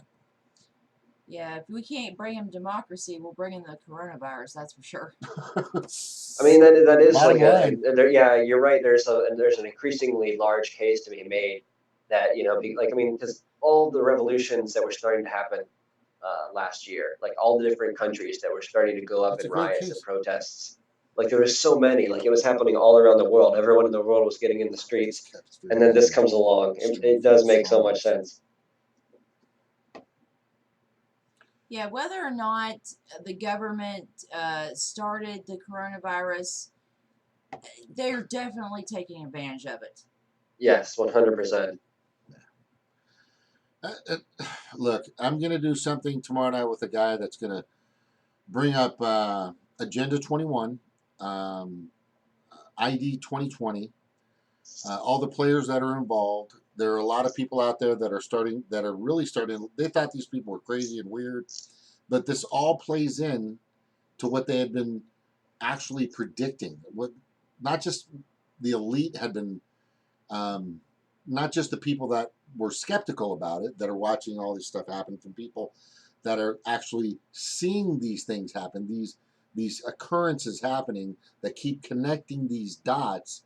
The goal for us and what we're finding out is these, when you start connecting the strings, they're getting thicker and stronger as we're starting to get more information on this. And it just really seems that we're being played like, I mean, I've told Bernie and everybody that supports Bernie, and I've got like, I'm in like 20 different fucking Bernie groups, right? I'm saying you guys needed from the fucking beginning to evaluate what happened in 2016, 2015, 2016. And I kept telling everybody, look, and Steve, you brought the greatest point up. What happened to them? Nothing. Nobody got fucking spanked. Nobody got their hand slapped. Everybody got what? Promotions? Promotions, raises. All kinds of stuff. They were, They and fell nothing their happened. way to the top. Yeah, they basically cheated for the oligarchy. And the thing is now they have, there's no repercussions because what is it, the lawsuit? What the fuck is the name of the lawsuit? The DNC. Fraud lawsuit. Jared Beck and Amy Beck. The Becks. They had the lawsuit, and they clearly came out and just said we Not can do Amy, Elizabeth. Elizabeth, right? They clearly just came out and said we can do whatever we want, whenever we fucking want. So what Bernie should have done, and I've said this, is get a task force together, have his people go out and find out what are each, that he should have dissected each I fucking mean, state. he's not like there has already been talk. He says he's reevaluating his campaign. No, Like, it's too late now. Already. I mean, so the big word is I'm reassessing my campaign. Dude, you should have reassessed your campaign from 2016 to see that definitely they fucked you, how bad you needed to dissect everything, see how that you could play their chess game and be at least 1 or 2 or 3 moves ahead of them, but he never did that. the moment that the shit happened with the Shadow app and the Pete Buttigieg, I'll tell you. Iowa caucus. There should have been there. That's the Invite flag. Beck over that instant. No. What should have flag. happened is Bernie should have accepted Jill Stein's offer in 2016 and said, "Hey, I know I promised that I would support the nominee, but the DNC broke their promise to all my supporters and to the country, and they broke their own charter, and they were not neutral. They tipped their finger on the scale. They lied. They rigged it against me from the start. So I am going to accept Jill Stein's offer and join the Green Party." And he would have, the Green Party would have immediately had like 50 million new members. Like, I mean, the Green Party would have been huge, and like, even if he wouldn't have won 2016, he could have spent the last 4 years building a Green Party movement that was functional and could have won this time. But he didn't, and like I'm finally coming around to the fact that he isn't like I think his heart's in the right place, but he's not the leader we need. He helped at waking a lot of people up. He's not the leader we need. From his actions, exactly. Sorry, Will, but and I've been following this for, we've been doing this for a long time, you and I, all of us, right? And there's a lot more people in our group that are definitely with us. But the fact of the matter is if he would have said, you know what, fuck the Democrats, fuck the Republicans, the Greens have fucking 27 states, I'm going to build up their freaking ballot access, and we're going to fucking build a new movement of a fucking party. And he didn't do it. And this is what happens when you believe or think that the fucking Democrats are your friends. Fuck. Remember how you felt when Bernie Sanders endorsed Hillary Clinton? Oh. I don't know. Is that going to be better or worse than when Bernie Sanders endorses Joe Biden? Which he already did. Yeah, already you said know, it. He already Joe has, Biden really. He is my already friend. said it. Exactly. Yeah, he went on the fucking late night show and said that yes, Joe can win. Of course, Joe can win. What? And that was for me when it was over for Yeah, Bernie, because Jimmy Dore was so pissed if you off. say your opponent can win, then you've just fucking lost. I mean, Yeah, exactly.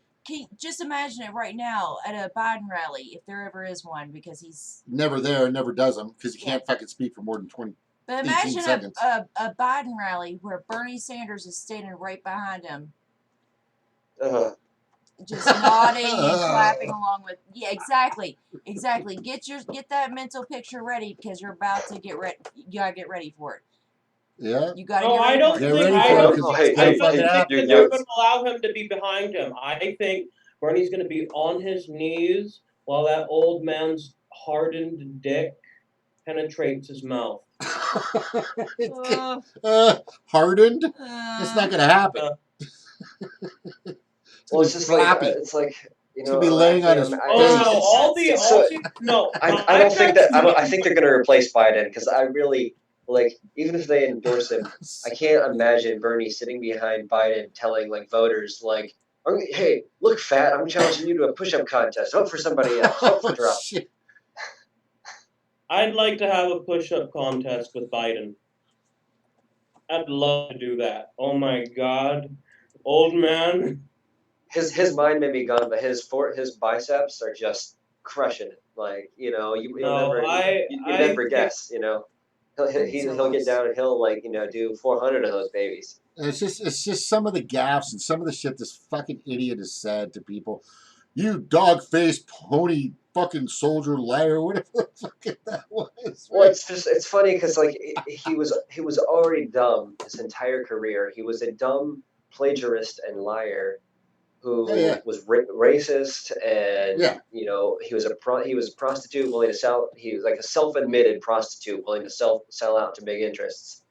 And now that dumb plagiarist sellout, that dumb racist plagiarist sellout is now extremely senile and has like Alzheimer's dementia. Like, it's such an insane thing that they would push him, like, and that he was the one that they would all consolidate behind. Like, it's so insane. It's very fitting, but it's insane.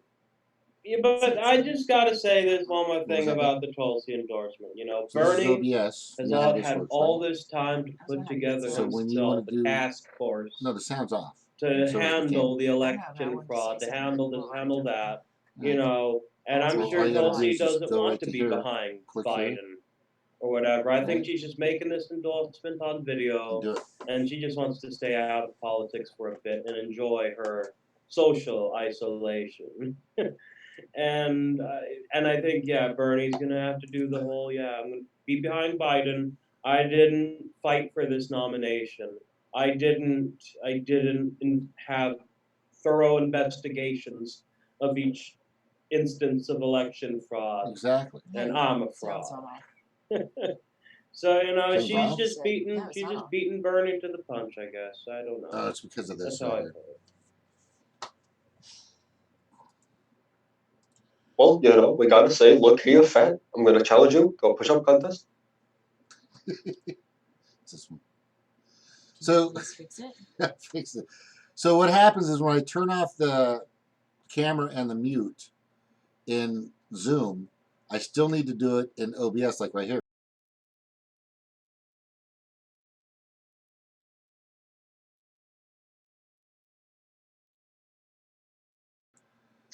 All right, so here we go. Let me see. I think this is on too. Should we do a sound check? Because I can't keep clicking these buttons like this all night. I don't know. So that was a great impression, by the way, Lucas, of Bernie Sanders. Hey, Snork. Thank you. Hey, Snork asks, "Are you on for a few more minutes?" Yeah. We're going to be on for a while. Look, it's lonely being isolated. I get it. I'm not isolated at all. I'm in there with the nasty groups of people that come to Little Caesars.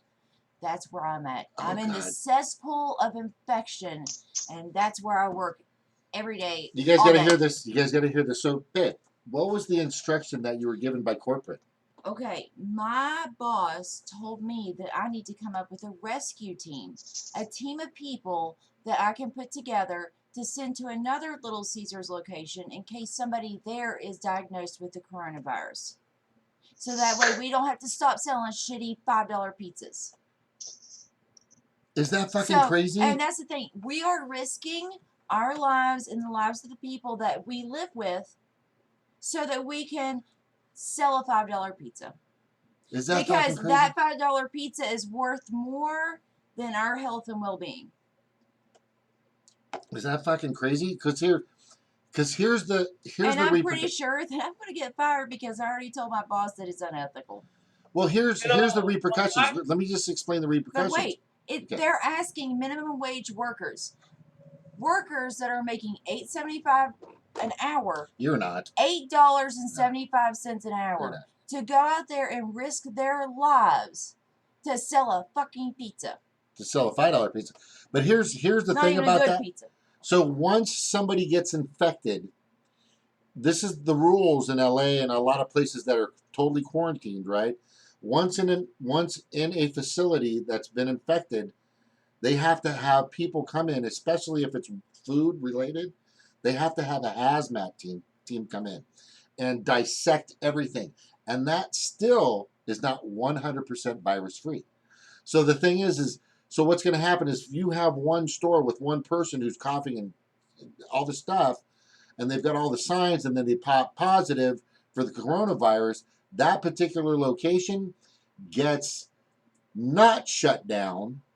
They're immediately going to send people from another location to that location. Now, the owners of the stores that she owns all the stores in West Virginia. Now, she has already got on. Don't dox anybody yet. Okay. But she has already told us in a conference call that she has more than enough money to pay all of our paychecks for at least a month or two. Oh, she does. She has a Learjet. But she wants us, even though she could do that, she'd rather us go and risk our health to sell and make because more money. eventually you'll die, so I won't have to pay you anymore. But this is the corporate thinking, guys. They don't give a fuck. We're trash to them. We're so expendable. Yeah. Ooh, we did that together. Yeah. Jinx, Well- 1, 2, 3, 4, 5, 6, 7, 8, 9, 10. Yeah, you should get all your coworkers to go on strike. I've been telling her. They've already quit. Oh, no, but you know what I did is I contacted the culinary union and explained what was going on. Hopefully I'll get something back. I also reported this to the CDC, and they just emailed me back the instructions on what to do, and they're fucked. They're going to go after them. And what they're proposing is just completely heinous and absolutely ass backwards.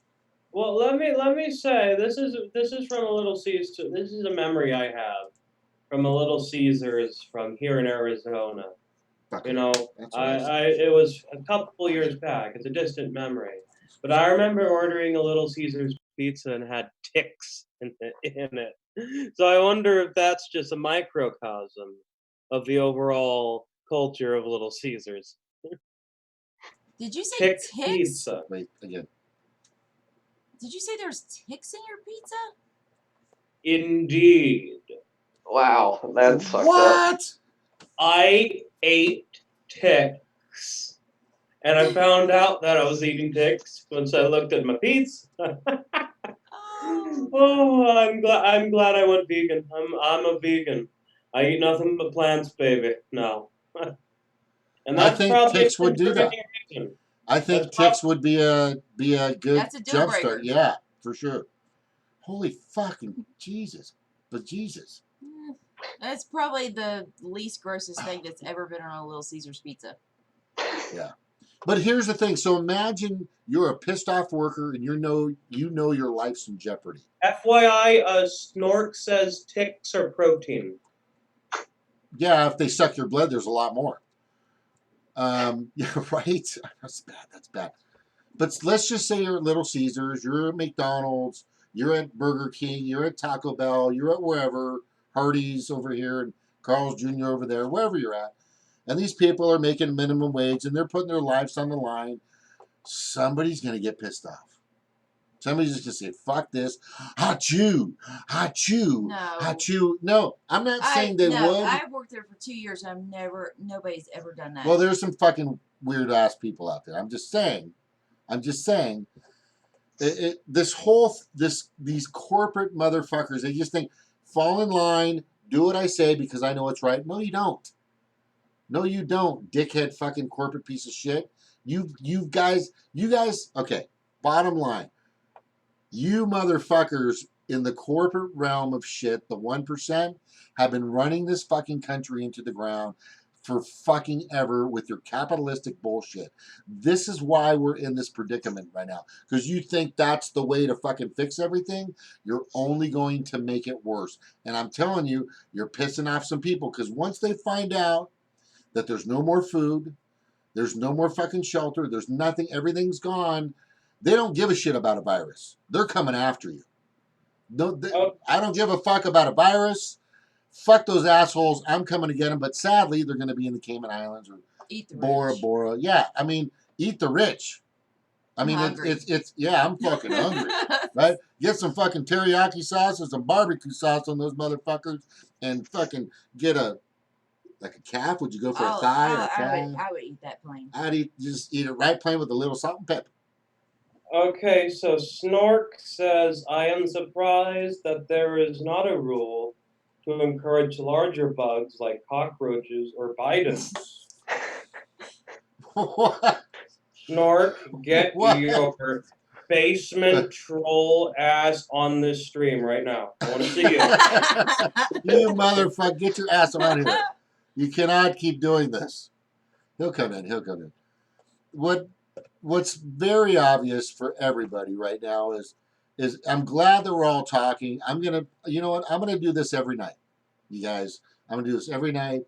I'm gonna let our old group come back in because if anything, and I need to get us in there. Do you think, honey, babe, and I know you agree, we're a tight-knit group of people. We've been through a lot of shit together. We've seen, and our critical thinking is, in my opinion, like the epsilon of fucking thinking.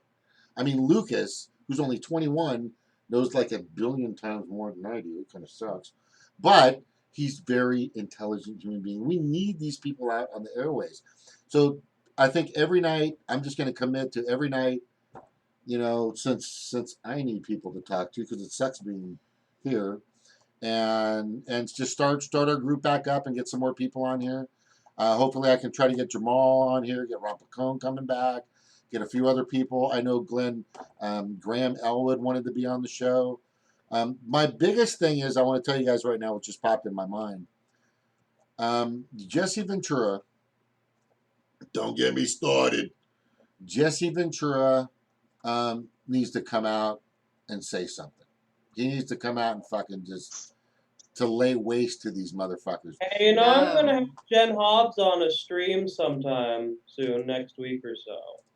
We're going to be talking about her new book. Oh, are you talking about Hill, Jennifer? No, Jen Hobbs. Jen Hobbs, sorry. Yeah. Which this is the cannabis book, right? Well, she's also written a new book called. She's making a cookbook, but she's also written a book called American Hemp. You know, she also helped Jesse Ventura write his book, Jesse Ventura's Marijuana Manifesto. All right, so here's who brought up the former governor of Minnesota.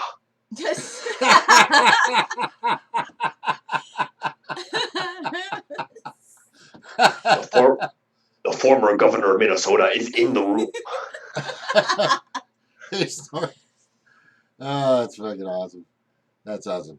I'm also going to have Cynthia McKinney on soon. So, yeah. That would be cool, too. Have her come on. You know, I sent a link to Chad, by the way. Hey, have you guys ever, where's Garden Gnome? God, can somebody get in touch with Garden Gnome? I sent a link for Kelly. Who else? Who was the lady that used to come here? She was purple in the background with neon lights. I can Rebel. see her. Yes, Rebel. Rebel. Is she, Amanda. Amanda?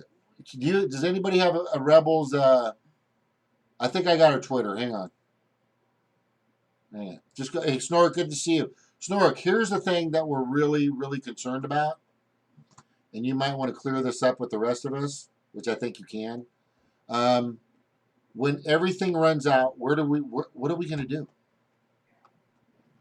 Or is everything going to run out? Oh, I can start on this one. Yeah, please go ahead, Lucas. I mean, so like if the trucks stop running, it's going to come down to what's locally available. So There it like is. I'm hoping that the trucks keep running for at least like the rest of March and hopefully some into April as spring rolls in, because as spring rolls in, more wild edibles are going to start appearing throughout the country further north.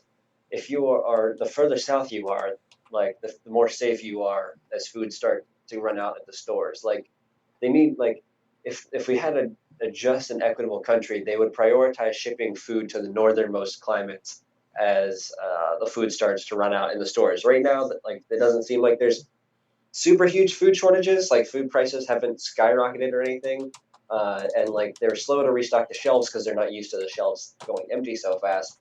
But Where are you at now?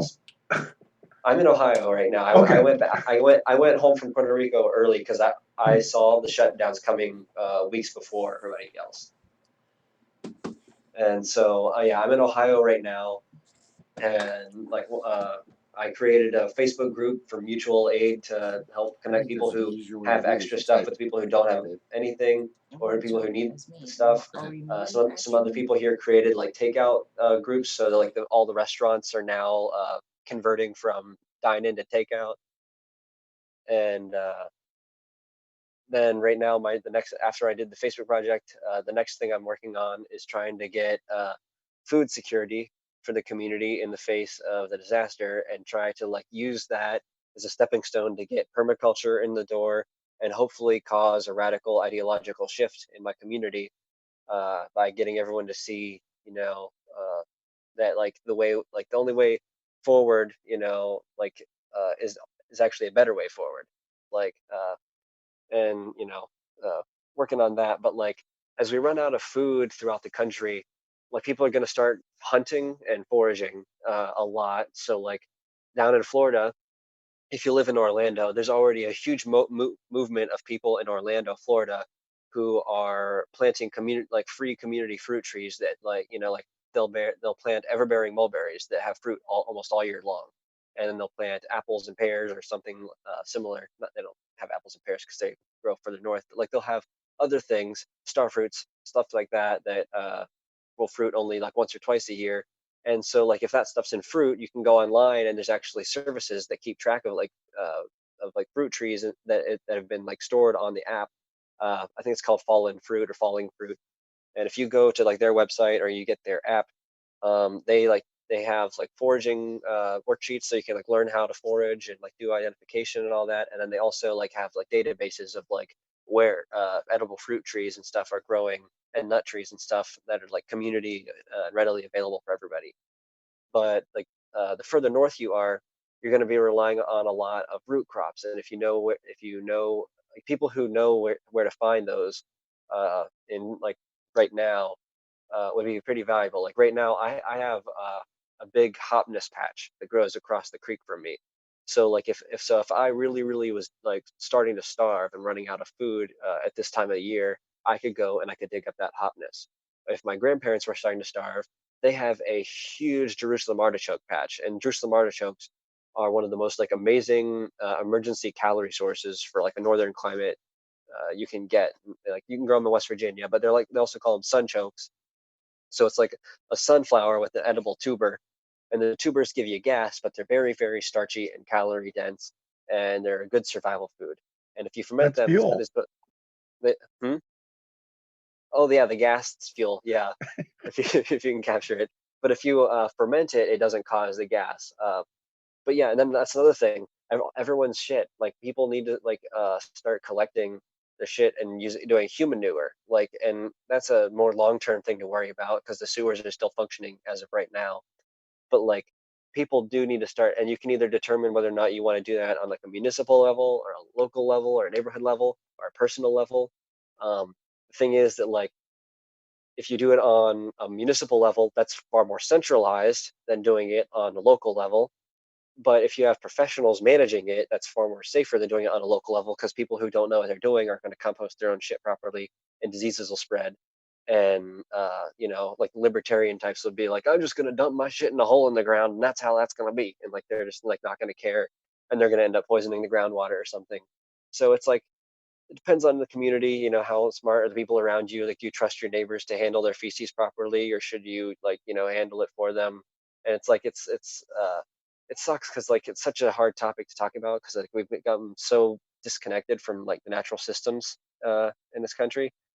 Like in Australia, they've invented a great method where they have raised bathrooms, and you poop down a chute, and then you take a couple handfuls of dried leaves or wood chips or wood shavings or sawdust or something, or a couple scoops, and you put that down the toilet afterwards. It lands on top of the poop, soaks up all the water and the smell, and the carbon in the dried leaves or in the wood chips uh, sucks the nitrogen out of the poop and keeps it from smelling.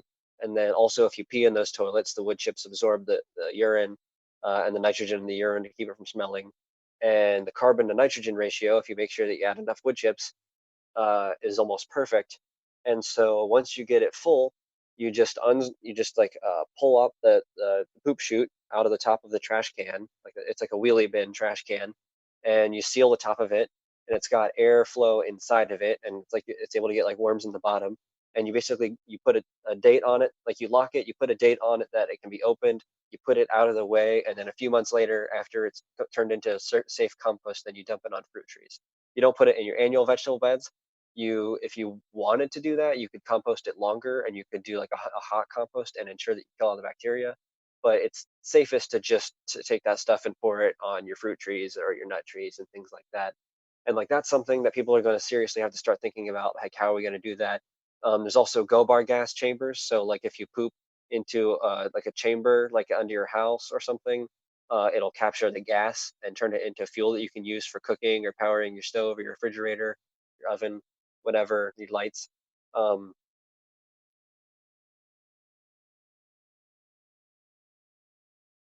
I don't, I'm not, I haven't done like my research on like the specs.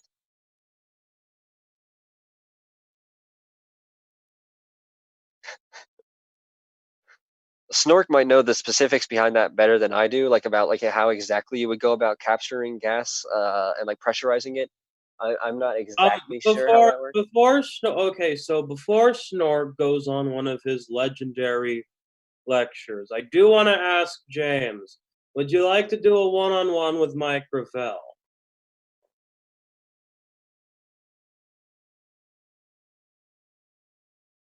Okay.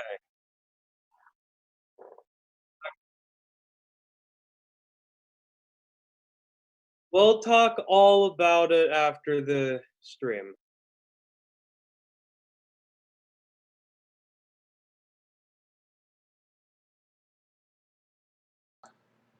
Can you hear me now? Okay, yes, absolutely. Yes, absolutely. For sure.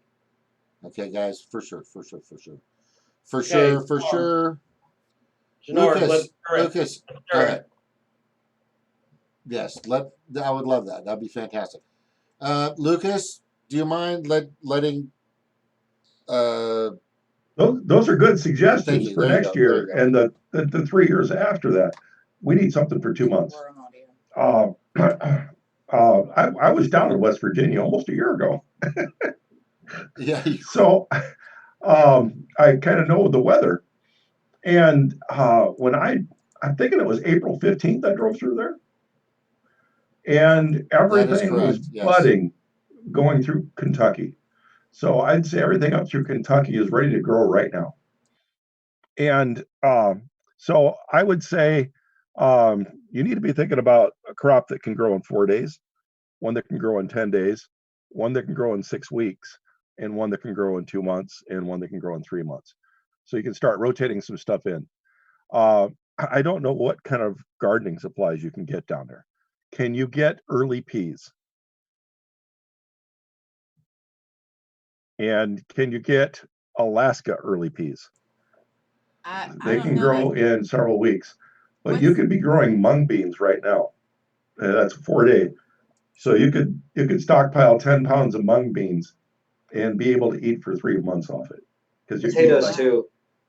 yeah, Lots you of could, good, lots of potatoes. Potatoes are like one of the most efficient crops to grow for calories, like survival and things like but that. mung beans, you could start growing them 4 days after you get, they're ready to eat in 4 days after you put them in water. Oh, right, like sprouts. Sprout them. The next thing I would do is microgreens because they've got children. They've got to have to be nutritious. So the next thing would be microgreens, which they could produce in 10 days. And so they could have another crop with one tray every 10 days, or they could get multiple trays. And that wouldn't be too expensive for them because of their warmth. They could grow it outside and use outside light for the microgreens.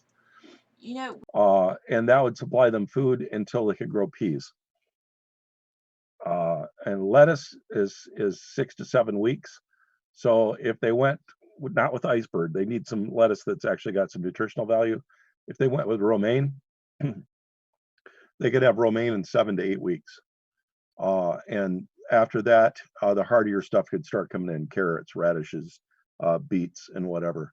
Well, So radishes you can plant really early. At least from my experience, they yeah, really like the cold. Once you get, they don't do well in heat at all. but I was thinking time-wise, what could they Oh, start right. now and Oh, get right. Yes. earliest? Right.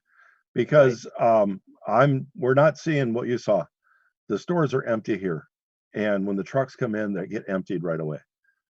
The stores are getting emptied here pretty fast, but the trucks are returning. That was my point. Like I was just saying that for now, the trucks are returning. No, the trucks are returning here. They're still going. People have money. They're converting it all to food. We can't, even our big Sam's clubs. I teach at a Watch. college 40 miles away, and they have a Sam's Club there because it's a town of 100,000 people. And no, nobody's buying anything but food. All the rest of the stuff in the store, all the other aisles are full. The food aisles, even the freezers, are picked clean. Uh, the only thing they had left at Sam's Club was Famous Dave's cornbread, which is really good. And you can make a vegan version of it. You don't have to use real eggs. You can use egg substitutes. And the other thing was a pickled beet that I really hate. I like pickled beets, but I do not like these pickled beets. Interesting. Pickled So beets. I love pickled beets. I do. Yeah, these are not pickled beets. I don't know what they are. Um, they taste like pickled possum ears or something. Ugh. No, it was. I love pickled beets, especially with a salad, and I just could not eat these. So I had to buy 2 jars. It came in a 2-jar pair, and I thought, oh, this is a great price. I'll take these. I ended up giving the other jar away, and I hope I didn't really hurt. So I figured if somebody was hungry, they'd eat them. But so I gave them away to a food pantry. And but in the I guess it's just you and I right now. So what I put up uh, in that I'll throw up on screen. I actually have some of these here. Oops, I got to remember how to share and stuff. Do you have any extra life straws? Because I was gonna buy one of those on Amazon, but they're all out for the foreseeable future. You know, once I was done with my design, I never bought any.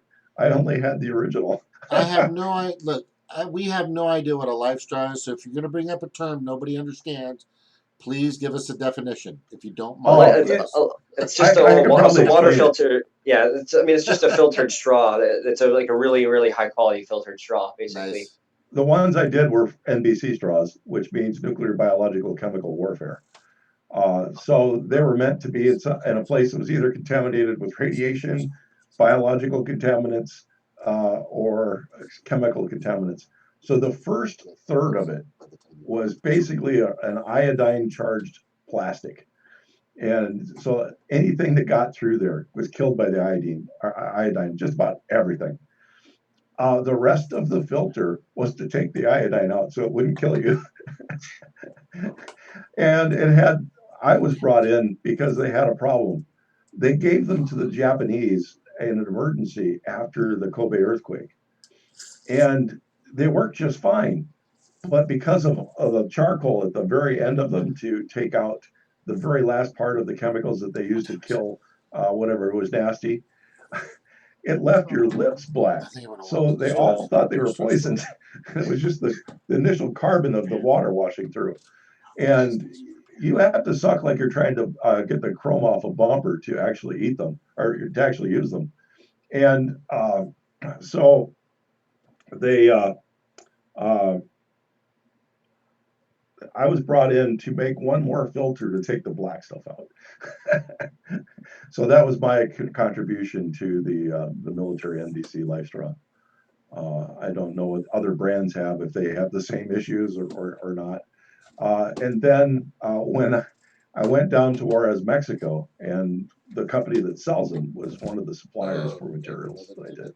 And they did give me another one. They said, you can't go into Mexico without one of these. That's how much they thought of the Mexican water quality where we're going into. But here I've got I do have the share up. This is from Farm Tech, and it's a place where you can get little trays cheap for growing things. If you were to buy these at your local hardware store, they'd be 10 or 15 bucks a piece. You can get these mail order from this company. There's a shirt over there somewhere. The link is there. We should post the link here somehow. I think if I zoom up and show the link, Farm Tech. Oops. My grandma's been gardening for the last 40 years, so we've got so many of those at her house. We would never ever probably need to buy another one again for 20 years. Okay, but these open propagation trays, they have a hole at the bottom. So you put just a little bit of material in there to start your pea or start your pepper or whatever. Peppers are another good thing. 60 days, you got a crop. Really full food. But you can put one in each one and basically flip them on the side and start pushing with a pencil, push all of the plants out without damaging the roots. And so you could transplant them really young into where you want to get them to go, and you know that you're only transplanting the good seeds as you're putting them in. And this is also okay for growing indoors if you're growing hydroponic. And I go much higher density hydroponic than what's recommended for planting outdoors. If it says 3 inches apart, I will basically plant them 2 inches apart, 1 inch apart, and feed them like my peppers. I will have aluminum foil around them so the light bounces all around all the area. They get very full very fast. And I always try to go for a small, abundant pepper. But I really think that microgreens and peas are very important quickly to get going. And like I said, you can tell I'm actually set up to be growing some. That popcorn container right there is actually going to have a kiwi plant in it. Oh, nice. Is it like a hardy kiwi or like a tropical kiwi? Hardy kiwi. Nice. Murdy and Anna. Nice. And it's not from seed. It's from rootstock. So okay. It's not going to be 10 years before I have fruit. Right. I did the same with seedless grapes. I have 3 seedless grapevines on the other side of the black curtain now. And I just started them. Nothing to see. They're little teeny ones right now, but they have a 5-year-old root system. What zone are you in Iowa? Oh, I don't know because I hardly grow outside. I have a tiller. I was actually thinking we're getting ready to put in 100 by 50-foot garden in the backyard. Well, you only want to till the first year, like if you're going to do a garden outside, because like tilling actually destroys the soil over time. It's only good to do the first year to disturb it initially so that you can do your initial planting. And the trick is to use a fuck ton of mulch every year, wood chip mulch. So anyone in your community who's getting a tree chopped down, you want to get the tree trimming companies to drop the wood chips off at your house. We just had 4 trees cut down. I could have saved it. Oh, I wish I got Uh, to you sooner. But yeah, that's wood chip mulch is probably the most valuable resource on the planet, in my opinion. Like it's so rich and like nutritious and healthy, and like it's like carbon rich, and it's also got nitrogen in it, and like over time it will break down and create the most beautiful soil. Like the community garden where I'm at, we probably got like 20 tons of wood chips, like not last year, but the year before, in like late August and September, they started dumping, and it continued into spring of last year. And by spring of last year, we cut it off. And so by the summer, they hadn't decomposed enough, but like there was in some areas, like after we flattened it out with a bulldozer, in some areas the wood chips were 4 feet deep. Hmm. And so and now they've decomposed to the point that if you were to scrape up the top, that you can still find wood chips underneath, but the rich black soil underneath is like just so beautiful and full of life. And even though it's like 50 and 60 degrees outside, once you get underneath there, it's just like full of worms and other critters and stuff, and it's super healthy, and there's all the mycelium and fungus, and it's going to be the best growing medium possible this year. I have original Iowa topsoil in my backyard. That's lucky. That's really lucky, considering how much the farms have destroyed it out there. Yeah, but this was an area of town that wasn't settled until 1960, Wow. and so my backyard is just a step away from being prairie. When we had the trees dug out last year, there wasn't anything brown, and when they took out the roots, Wow. so it's black. It's black several feet down here. That's Nice. awesome.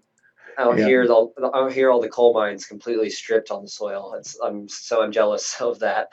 My thing though, my biggest fear is people are going to need food and they're going to need it fast. Yeah.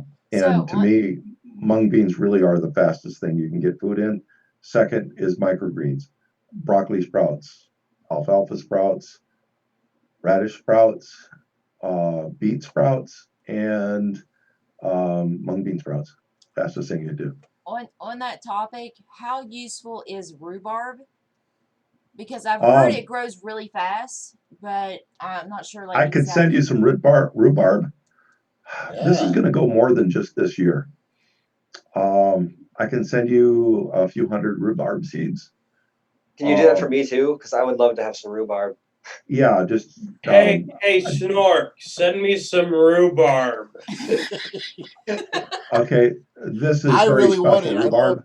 I love one of my favorite things is rhubarb pie. Oh, We my, used But my grandma used to in make rhubarb well, pie. yeah, in Washington State, like rhubarb was like it, and everybody that made it, they Full loved it. disclosure, Snork, I don't know what the hell rhubarb is. okay, my great grandmother might have been the person who introduced the United States to rhubarb. I think I have the original rhubarb plant. Well, maybe, you said grandparents? Great.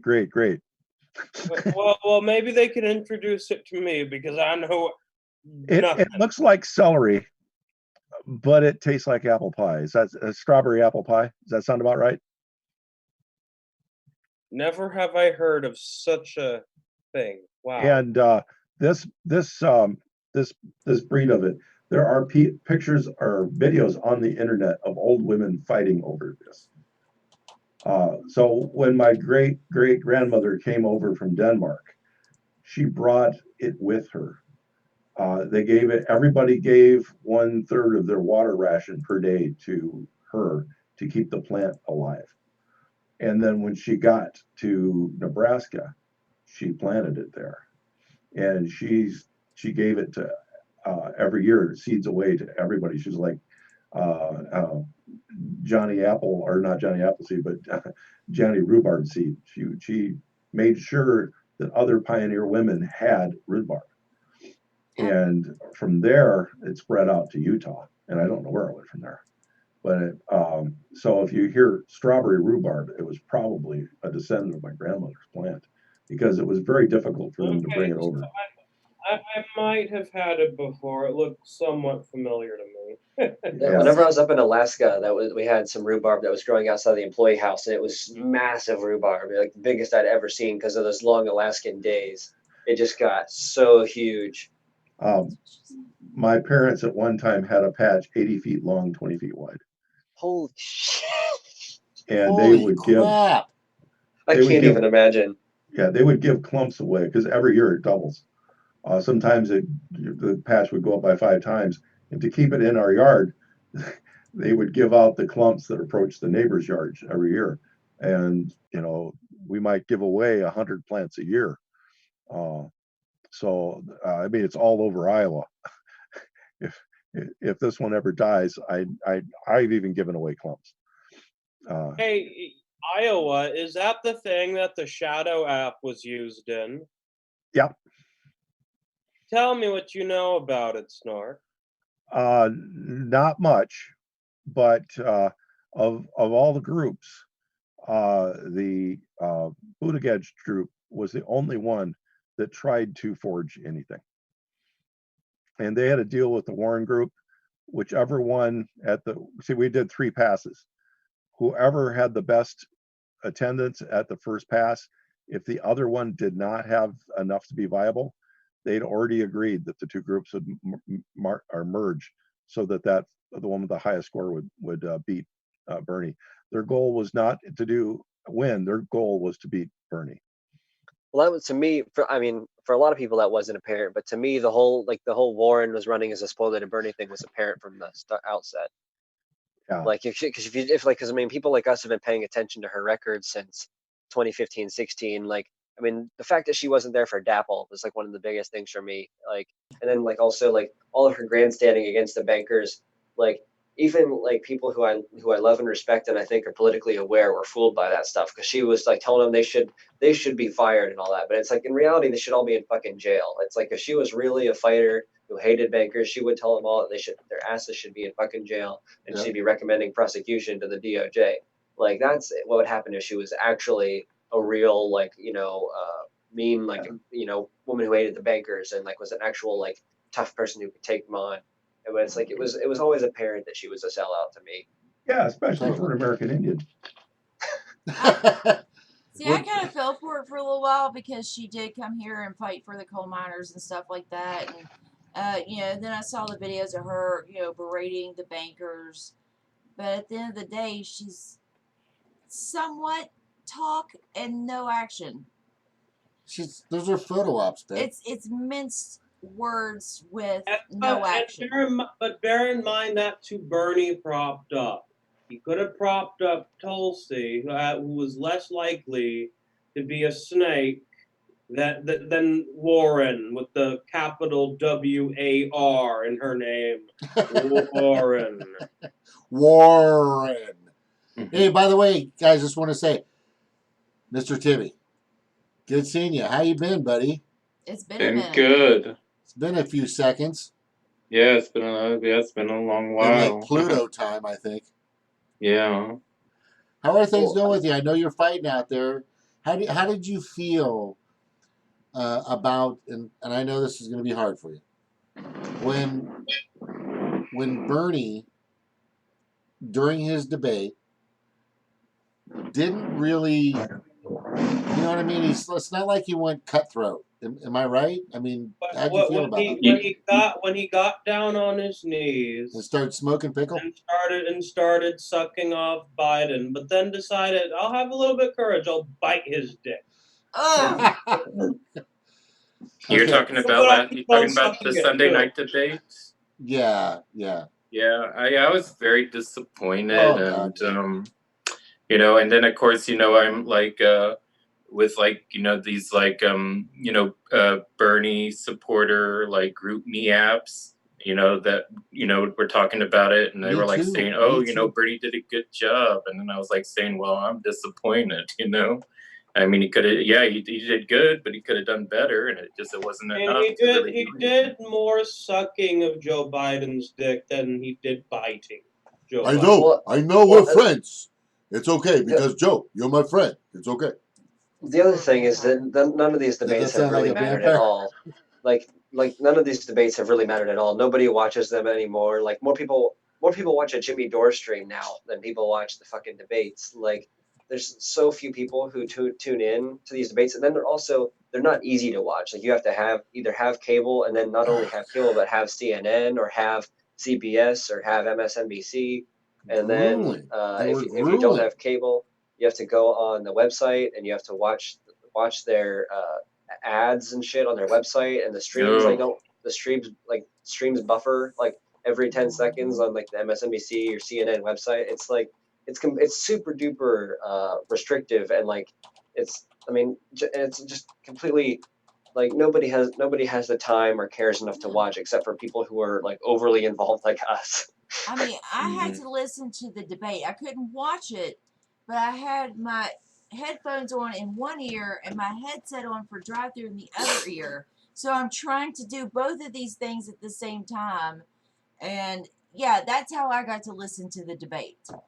And it's frustrating because most people, I mean, I know we had the quarantine and stuff going on, but typically most people would be working and doing other things. And on the list of things that you're going to do when you're at home, you know, the Democratic debate probably isn't even in the top 20. Yeah, So, especially on a Sunday night when people have to like, go to work, Monday morning and go to school. I mean, that was kind of before we had the shutdown.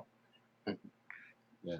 So I'm going to ask you, in regards to the debate, and I know you said you were disappointed, Mm-hmm. and it's pretty clear because Tim Canova was on Jimmy Dore today, and he clearly stated, and they absolutely in many ways proved that the whole thing was rigged. Yeah.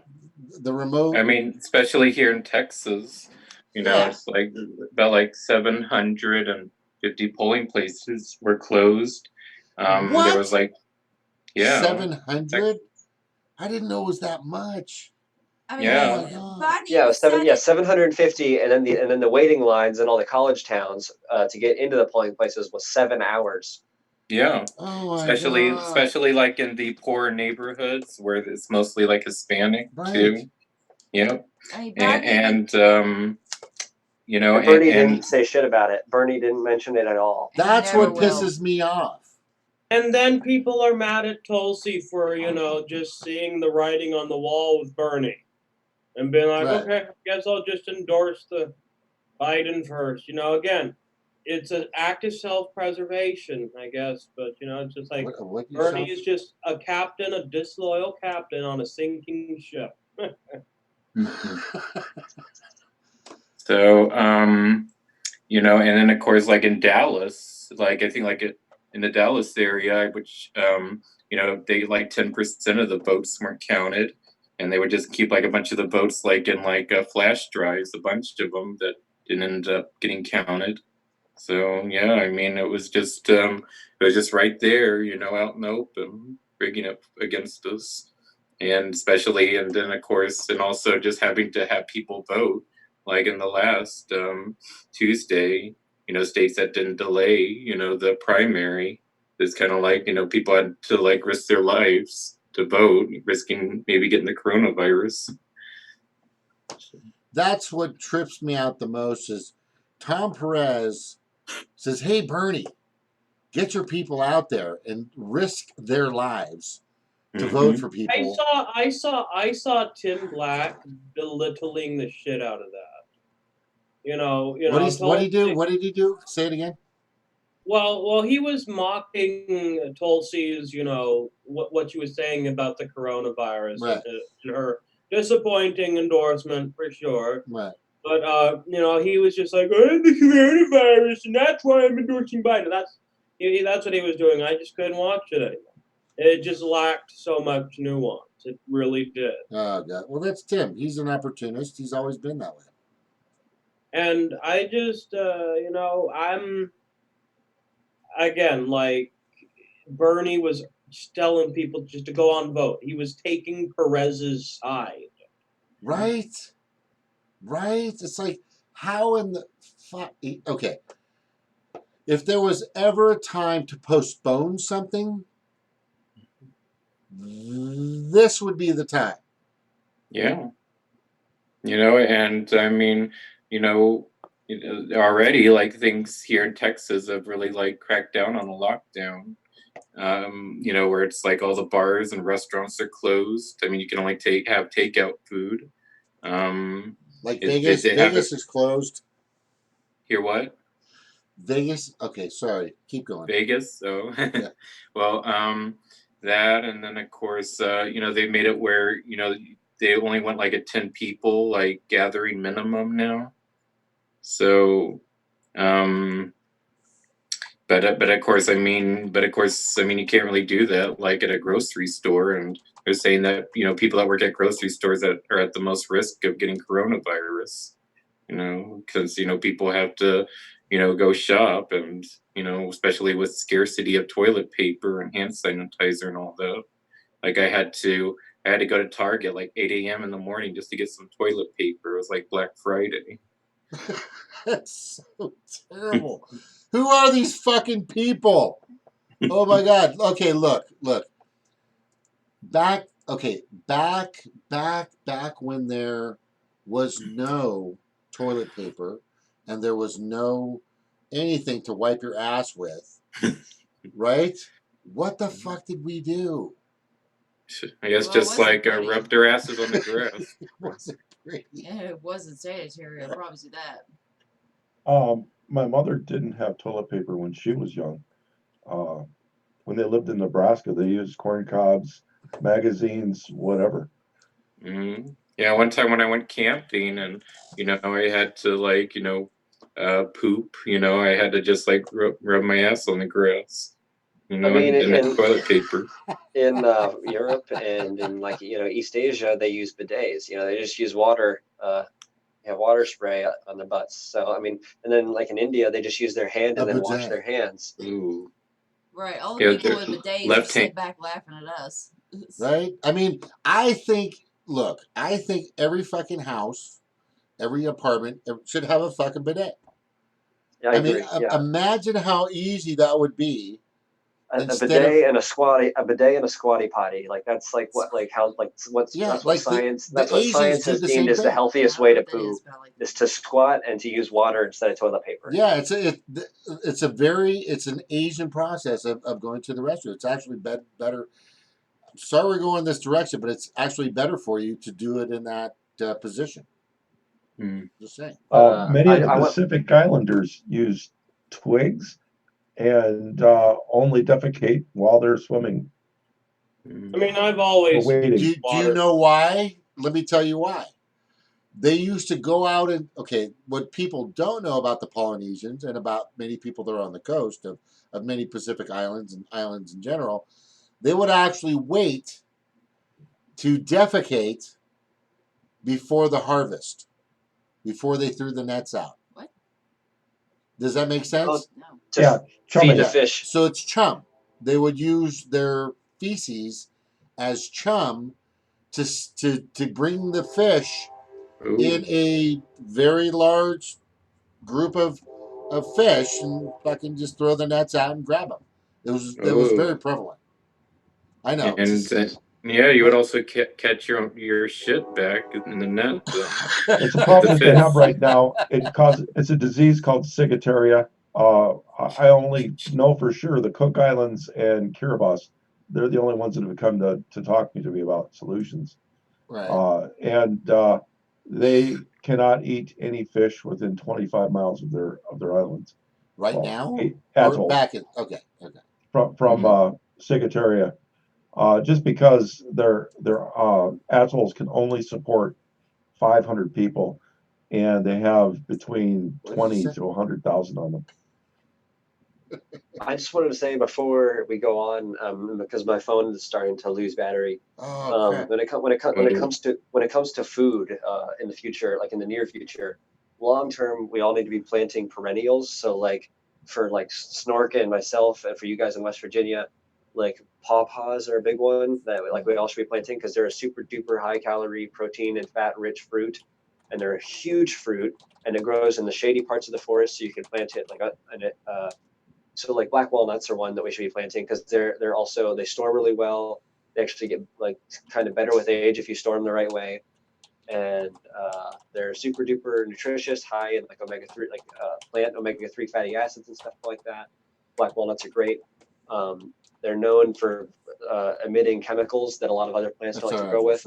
Pawpaws like to grow with them. Black-capped raspberries like to grow with them. You got to learn like what likes to grow with what. But like berry bushes and fruit trees, nut trees, long term, we all should be trying to plant these in our communities, around our houses. And in the short term, though, while all that stuff is getting established, like Snork was saying, we need annuals, stuff that will produce this year, stuff that will produce multiple times this year, stuff that will produce next year. And we need, even before that, we need sprouts. Yes, so sprouts, and then short-term annuals, long-term annuals. So there's like storage for like the winter. You want to be planting like lots of winter squash, and like one of the cool things about squash and like winter squash and cucumbers is that they will grow in stuff that is like barely started to break down compared to other vegetables. Like if you have like wood chips and stuff like that, if it's composted for just even a little bit, or if you like, you could put a little bit of soil on top of like a rotten branch, and that branch is like still there and like not, it looks like a branch, it's just kind of spongy. If you put soil on it, squash will actually like penetrate and grow out of that rotten branch. That's all it needs, because they are they're like super duper aggressive feeders. It's really awesome. And then, like I said, potatoes. Like, so if you get potatoes, winter squash, things like that, it'll store through the winter, and help you make it through to next year. And like if you're in a warmer climate or a place that has long days, sweet potatoes in the summertime. If you're in a warmer climate, you can overwinter sweet potatoes and have them in the ground. But if you're in like a climate like West Virginia or Ohio or Iowa, sweet potatoes in the ground in the summertime. I don't know if you can grow sweet potatoes hydroponically. You probably can. I've never read about it, been done before, but It would be like growing tomatoes. okay, yeah. Except you focus on the root. Well, I guess no, because that's not true, because you can eat sweet potato greens. So you can also grow sweet potatoes for the greens, and the greens are very, very nutritious too. So that's another survival food. Um, and then there's also like in most parts of the country, there's like I said, lots of wild greens, and they're starting to come up now. Like where you guys are in West Virginia, there's a ton up by now. Garlic mustard will be up. Bittercress might be gone by now, because it comes up really early. Dandelions should be starting to come up. What else is there? Chickweed comes up this time of year. Wild chives is up. I mean, there's all kinds of wild greens that you can get, like your green nutrients from, like your vital micronutrients. It's the main thing that we all need to be worrying about is like where we're going to get the bulk of our calories if we're not able to get shipments of rice or wheat or things like that. One of the things I'm suggesting for somebody who's sequestered in New York City right now is that she build a frame of PVC with a bunch of strings between it and starts growing peas. Yeah, peas are fucking awesome, and like they're a great. Well, They'll start growing now. Like if you start if you were to go out and plant peas now in West Virginia, I mean probably not in Iowa, but in West Virginia, if you plant peas outside now, it's like the time for them. Like especially with how mild of a winter we've been having, and like especially if you mulch, because like one of the other magical things about mulch is that it's insulation. So if you put a nice heavy mulch around the base of your plants, as long as it's not touching and like burying the base of the plant itself, like the stem of the plant, it'll actually insulate the soil and keep it warm. So if it gets cold and the ground freezes, it won't around your plants. So like that's everyone in the chat. If you have land, you should be trying to get as much wood chips as you can. Like my advice. And your phone's probably almost dead. But yeah, I'd say peas and then peppers. I wouldn't waste time with corn. It just takes too much stuff. You're left with all kinds of waste afterwards. But peppers, beets. Beets are a good one that'll take all summer to grow, but you'll have them into the winter. And that's how the Russians survive. Well, if you stagger your beets, like if you plant them early, like because beets can grow, like certain kinds of beets can grow really early. So if you stagger them, you can plant them early and then get new harvests like every 2 weeks for like the last half of the summer. Yeah, look at that. It's already hot in Texas.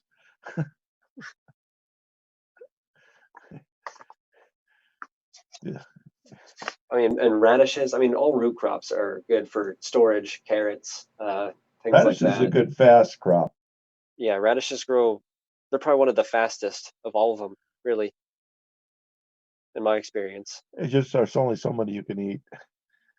That's true. Yeah.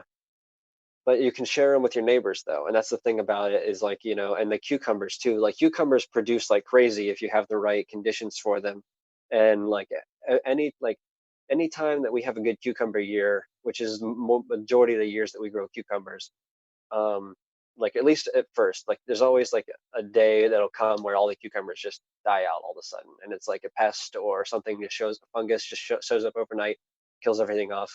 But for like the first half of the summer, like for like May and into June, like you'll get cucumbers like crazy, and you can make lots and lots of pickles. And then also that's another great way to store things, like canning and pickling things that don't store as well as potatoes.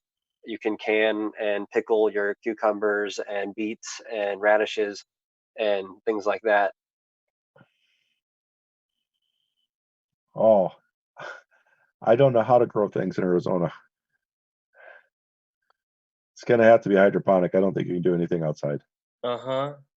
Well, it depends on what you want to grow. Like there's certain desert crops and things that you could, like that have been grown there for thousands of years by the indigenous tribes that can do okay. Yeah, And I then don't think rhubarb will handle 110-degree heat.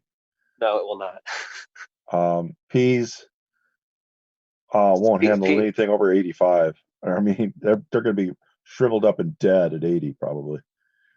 Most stuff that'll grow in Iowa, West Virginia, and Ohio probably won't grow in Arizona. It's such a different ecosystem. You could grow If you, peas inside, but you'd have to hand pollinate.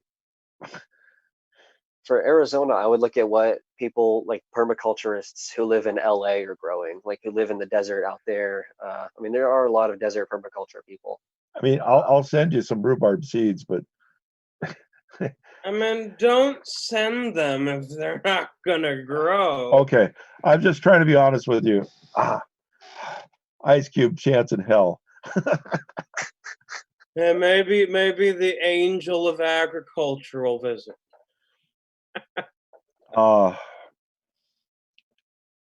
Yeah. Oh, jeez. Yeah, you threw a tough one there.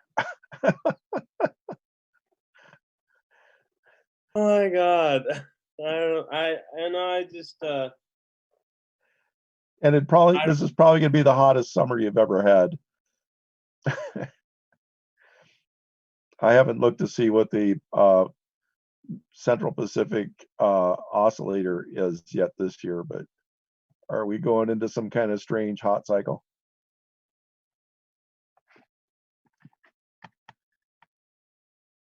I mean, I don't know anything. I'm just waiting Well, for the nukes spring to seems to come. be coming early this year, at least in Ohio. I don't know about the rest of the country.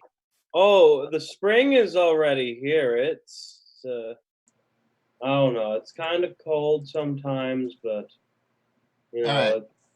Okay, listen up. Thank you. Okay. Will, your insight is amazing. Taylor, fantastic. Lucas, thank you so much. Mitch, outstanding. We're not leaving. We're staying. Just letting you know. But here's something I wanted to point out. I think it's very important that there are people that might watch this, I'm hoping, that will say, well, what do we need to do to start what you guys are doing? And I'm not just talking about Lucas or Mitch, but I'm talking about, so Will, what are you doing to prepare for the apocalypse? You know, what do you do? I mean, Taylor, what are you doing for the apocalypse, right? I mean, what is any of us doing, right? I mean, I know Luke. What is that? What do you got? He's got. Oh, there you go. Okay, you're throwing knives. I have the same thing. I have a bunch of throwing knives. Good for you. Okay, but the thing is I know Lucas and Mitch are very well prepared to take care of themselves. But Will, I mean, for us that don't depend on those things, Will, what are we gonna do? Get a gun, because I did. Well, I'm actually trying to put together a kit right now to send a friend in New York City to grow food in her apartment.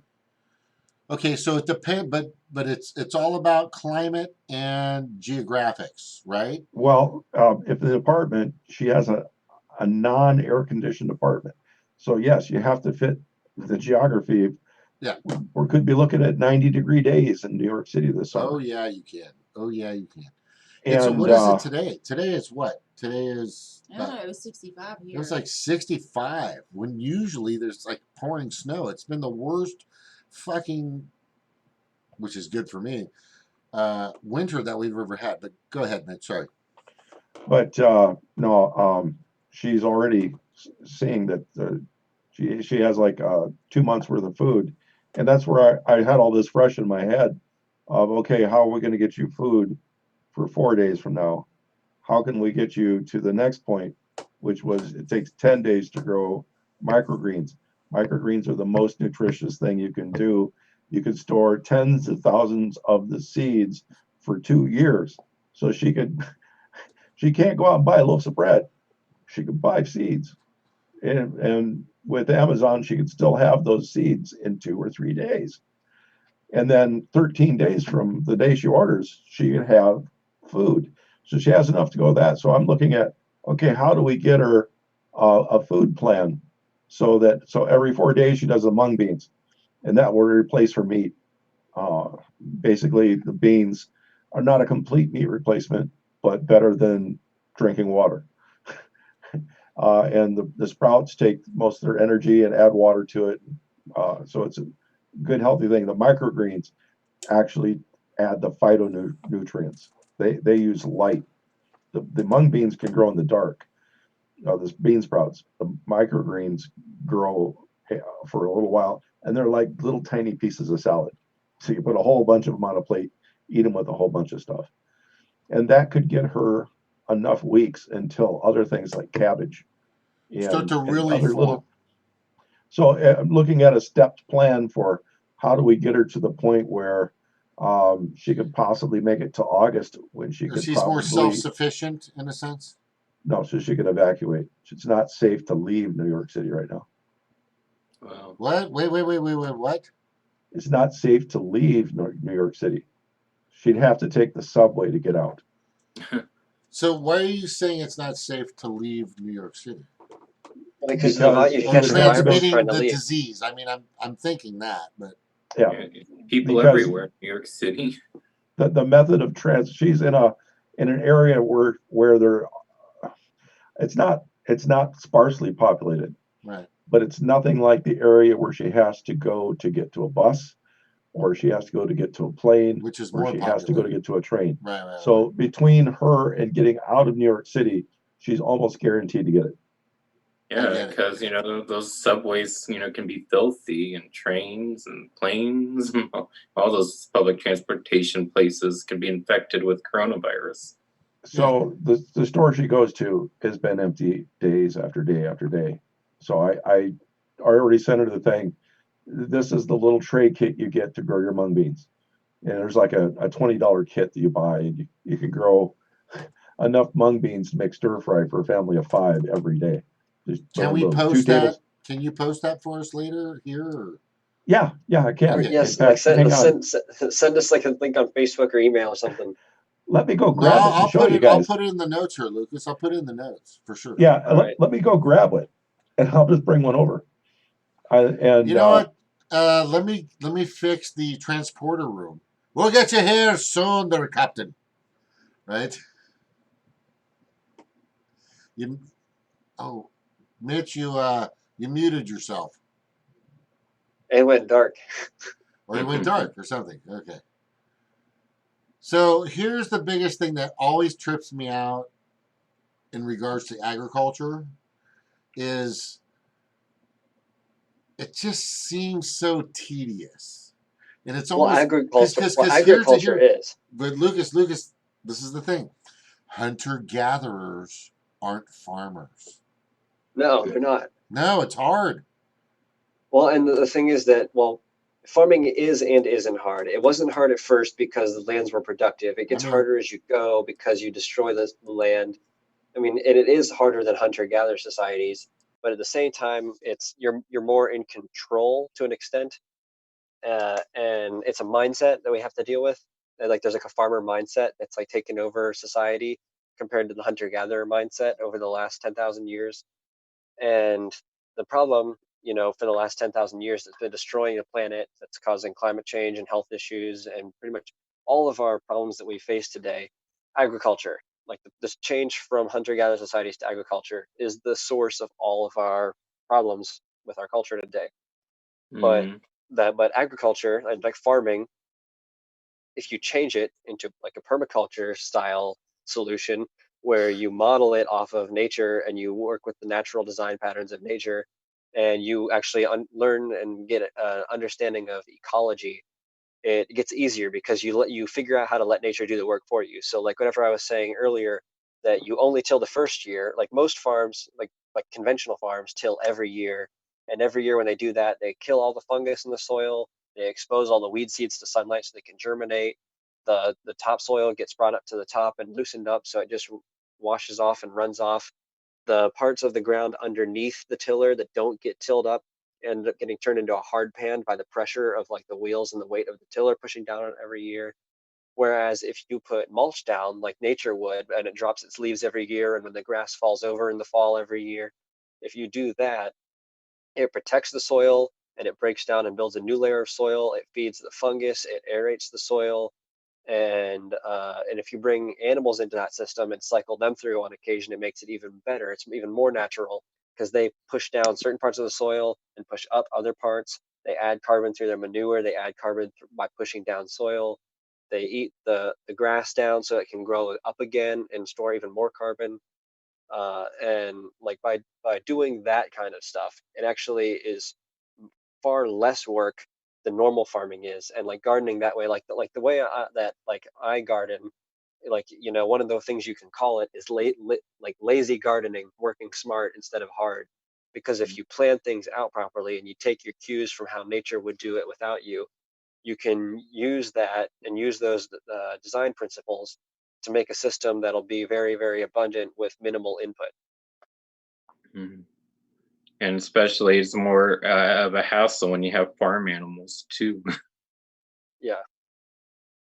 But I mean, with hydroponics and aquaponics, it's more about it's even more about like design going in, like designing it so it's as little work for you as possible.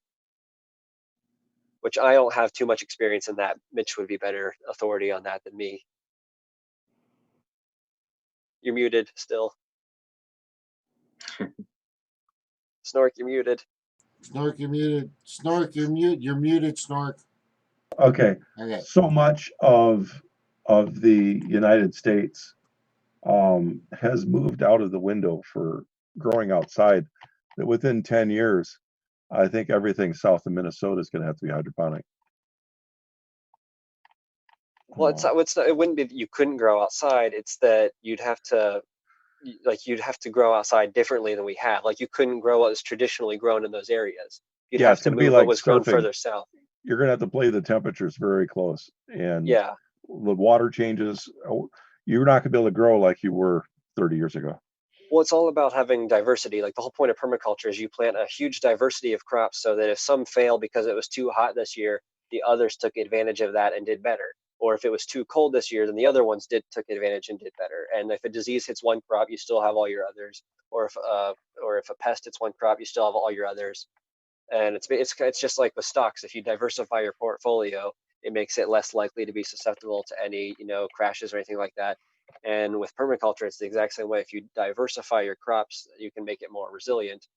But like the issue is that, like you're saying, with the weather, we can't solely rely on the outdoors anymore. We have to have like an indoor backup, at least in the short term. Yeah. With the farm tech technology, we basically could replace all Iowa farming with all non-animal farming. But you wouldn't want to do that. The ecology is extremely important for humans, like the soil biology, the fungus, the cows, the interaction with the land. That's all we need extremely to vital. rethink that and get those animals back out in the land. But we need to get the tilling farming out of here. Yes, no, 100%. No doubt, no argument for me. So we need to change how our equipment goes. we need to be funding John Deere and Caterpillar to develop the new equipment. Well, they don't. Thing is, they don't want to develop the new equipment. Their money is in the old, unsustainable Right. equipment. Like We need to like help John them, Deere is the wrong company to be doing that. but we I help ju- the other companies like the banks. We should be helping our agricultural companies look at new ways to do things. We used to pay them that. We quit that in 1984. Well, I mean, Okay.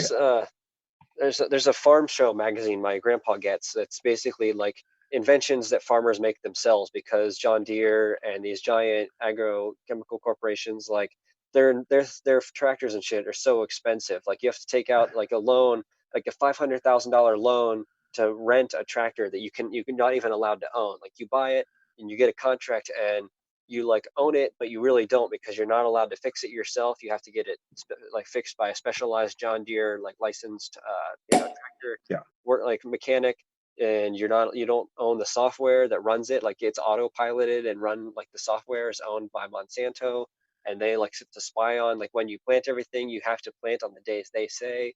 It's extremely centralized, and all the power is top down when it comes Yeah, to things like I John Deere. don't know much about that. But All I'm saying is that we're at the end of or edge of the temperature window for a lot of our plants we grow. And there are a lot of plants that we need to grow that we need to move inside to where we can cool them down a little bit. This is my sprouter. So it takes 4 days to sprout beans to the point where they're good for making either egg rolls or for making stir fry. So it has this lid on it. It's got little holes in it for letting air in slowly. And you start by taking a cup of water and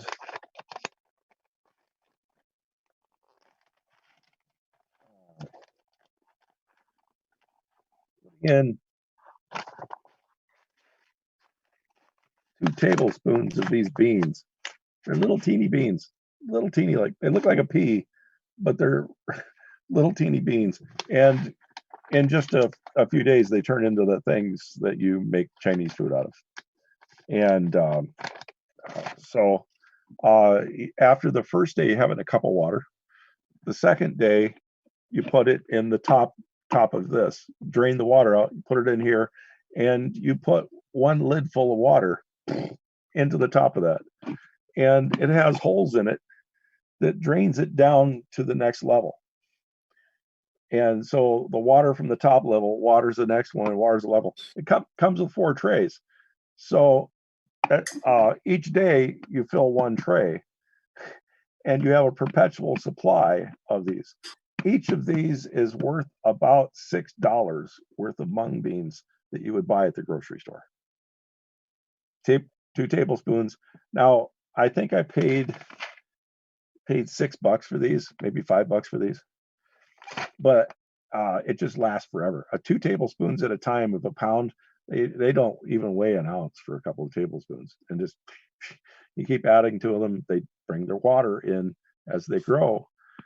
Then twice a day, you put another lid of water in the top, and you take the tray that was in the bottom, dump it out, and then you put another tray in the top, or another scoop in the top, and you just keep bringing your new trays on as you want to use more.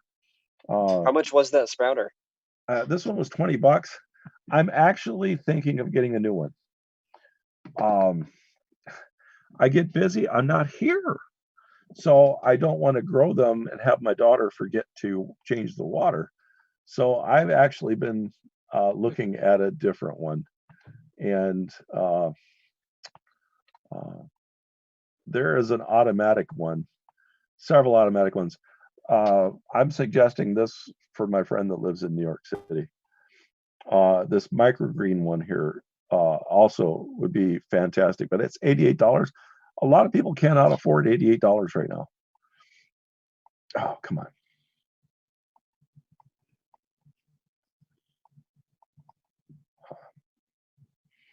on. This little cedar, that's a good one. You grow mung bean sprouts in the dark. And that's one of the nicest things about them is you grow them in the dark. You don't have to worry about electricity. Okay, where do I want to go?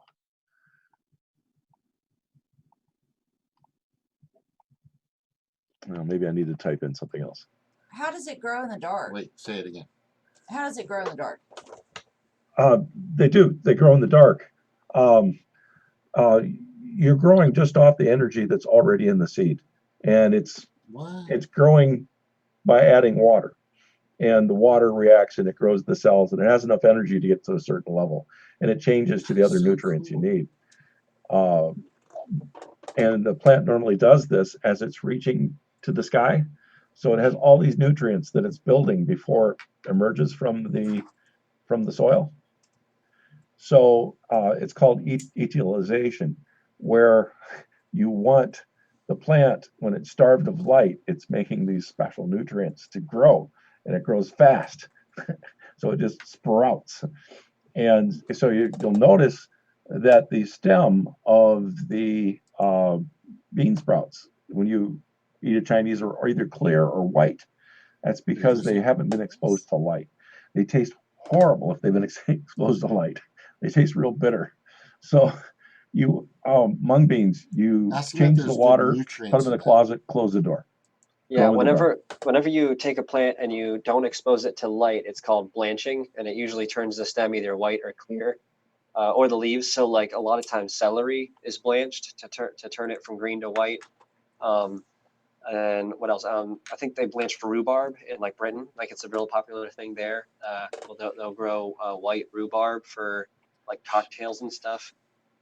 It's a real like white rich person thing there. And then there's a whole bunch of crops that get blanched. This is a bean sprouter that you put some water into it, and it does the watering for you for all day. So you just have to change the water once a day. You don't have to worry about missing it. And it's $45 versus $20. And I'm thinking, for the extra $25, I might want to do that. So what's the difference between the one that's 20 and this one that's 45? This one does the watering for you. You don't have to, so I could be away for 24 hours and my beans aren't going to die. Okay. And rotates them. So I was thinking, and it'll tell you when they're done. So I'm actually thinking that this one it might be the one I go with. And give away my old one. But they're saying 3 days. I used to go 4, but yeah, you could do 3 or 4. Doesn't matter. So it makes beans for you. Bean sprouts. Okay. Have you ever had an egg roll? Yes. Bean sprouts and egg and cabbage, right? Oh. It's stir fry. Main ingredient of stir fry, bean sprouts. In a good one, anyway. Yeah. So this is a very high nutrient density, fast food to make. I mean, having food in 3 days versus waiting for something to grow up on your garden makes a big difference. In the chat, Stevie just asked if there's are there bigger versions? So probably, I'm assuming for like families and things like that you can get. There's a lot more than you expect in that. Like the one I just said right there, for a family of 4, you could have that every day. That's what fell. What did I drop?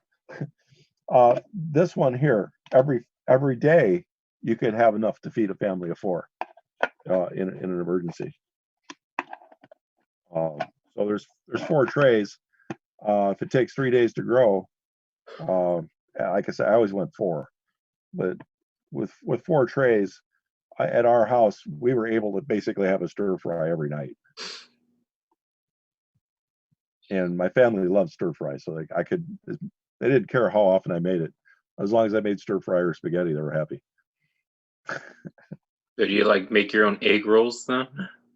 I did not. My wife did. I make my own crab rangoon, but I was never good with egg rolls. Do you know like what brand? Because I'm thinking about ordering the $20 one for myself. I'll pop it back up.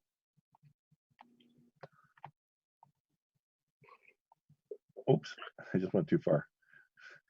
And that is the exact one I ordered.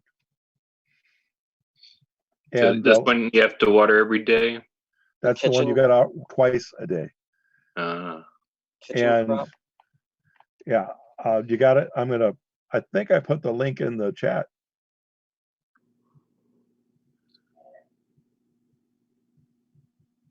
My camera looks like it's doing something weird.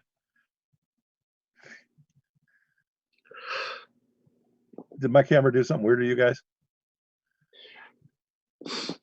I was getting couldn't all see. kinds of I jitter. was looking on Amazon. I didn't see. Okay, over in the chat on the right, do you see the link? Yes. Okay, I'll post that again. I think I only posted it to Lucas. Yeah, you did. It says privately to me. There you go. Everybody should be able to see that one there. But I really like the $45 one more. I'm really hoping that I go back to work soon.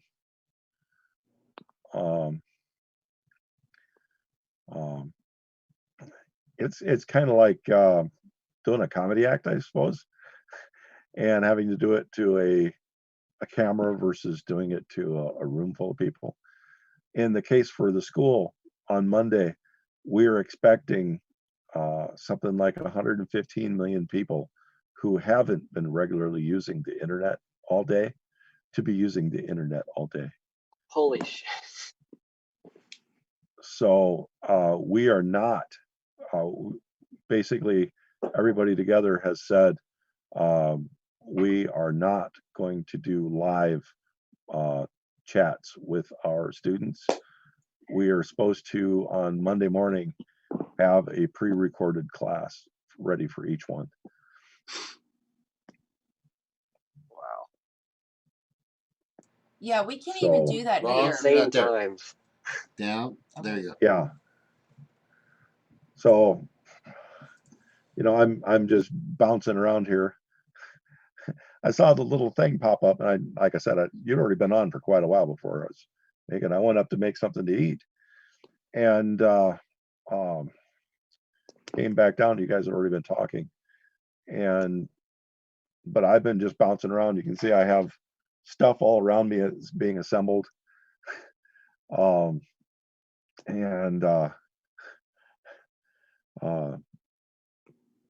I actually have to tomorrow design a robot and build a little robot down here.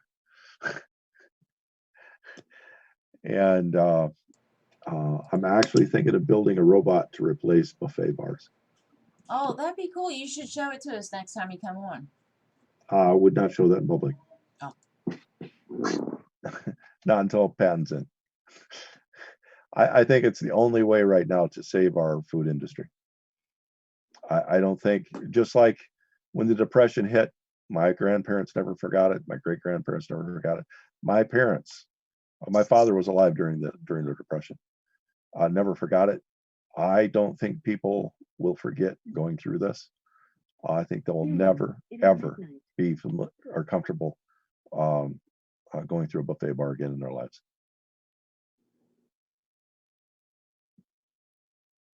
Which is sad. I really like buffet bars, but I need to stop.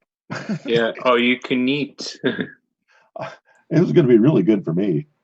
Yeah, I've had to really. I've started cutting back on my food a lot and like fasting, and like now I'm only eating like instead of like snacking all day like I used to a year ago.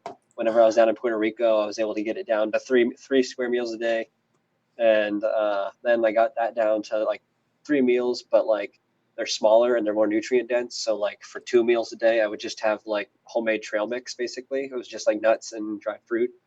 And then for my third meal, I'd have like my actual like nutrients for the day and like different stuff like greens and meat or fish or whatever. And then now that I'm back home, I still am eating trail mix probably like once a day, maybe. But like for the most part, like my meals here, I've barely been eating at all. And so I'm thinking I'm probably going to make it through this because like I'm I'm a pretty skinny guy. I don't need a whole lot to survive. But I mean, I was eating a whole lot for a very long time. Like at one point in spring of last year, I was eating 5,000 calories a day. So now I'm probably down to like maybe 1,200 calories a day. So that's a big step for me. Yeah, I think I've gained 10 pounds since I got the cold, and I'm just getting over it. It's still kind of feel a little bit hoarse, but it was just 6 weeks of. I almost wonder if I've already had COVID, because it hit the United States in November and we weren't told about it. Yeah, it's been around for fucking forever. Like I'm like just extremely pissed. Like all these people who are like who like couldn't like. I mean, the CDC like. I mean, James and I were talking earlier about how like it's very possible that like all this was done on purpose. And like when you look at the CDC's early actions, or not even the CDC, the Trump administration and State Department's early actions, like every single action they did made it worse than if they would have done nothing. Like for like the first month that we were dealing with this thing, and even now, like a lot of their decisions are still not great. But like for the first month, every single fucking decision and thing that the Trump administration and the State Department did and said made the pandemic worse within our country and abroad.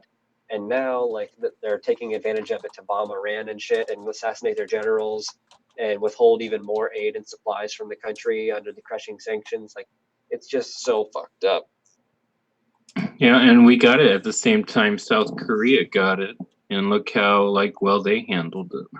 Well, that's because they were testing 10,000 people a day. Like Bahrain and South Korea are like the gold standard for how a government should have handled a pandemic. Like they tested more aggressively than any other countries, and their research found that the majority of the people who got it, like half of the people who've gotten this, have been 20-year-olds who don't show symptoms. But I mean, it's scary because like now they're starting to think that there's different strains. Like they think the strain that hit Iran and the strain that hit Italy were different than the strain that hit South Korea and China. And now they think there's a new strain in the United States, and the newer strains are more aggressive and are killing and severely injuring more young people. And like in the United States, they're finding that like 40% of the people hospitalized in the United States are between the ages of 18 and 50. And it seems like, and people, before we like had a shutdown, people just tried to like do whatever they can. Like, like the last day before Disney World shut down, it was just packed with people. And the one in Florida, and then the spring breakers, they all went to the beach, in Florida. Well, they couldn't let them shut down that. No. Yeah, that was like the thing that was like being in a fucking disaster movie. And it was just like all like the kids who like, go to the beach in the disaster movie and like end up getting like killed by whatever it is that's going wrong. Because they're like, no, man, I got a party. Oh yeah, like the coronavirus will be on spring break too.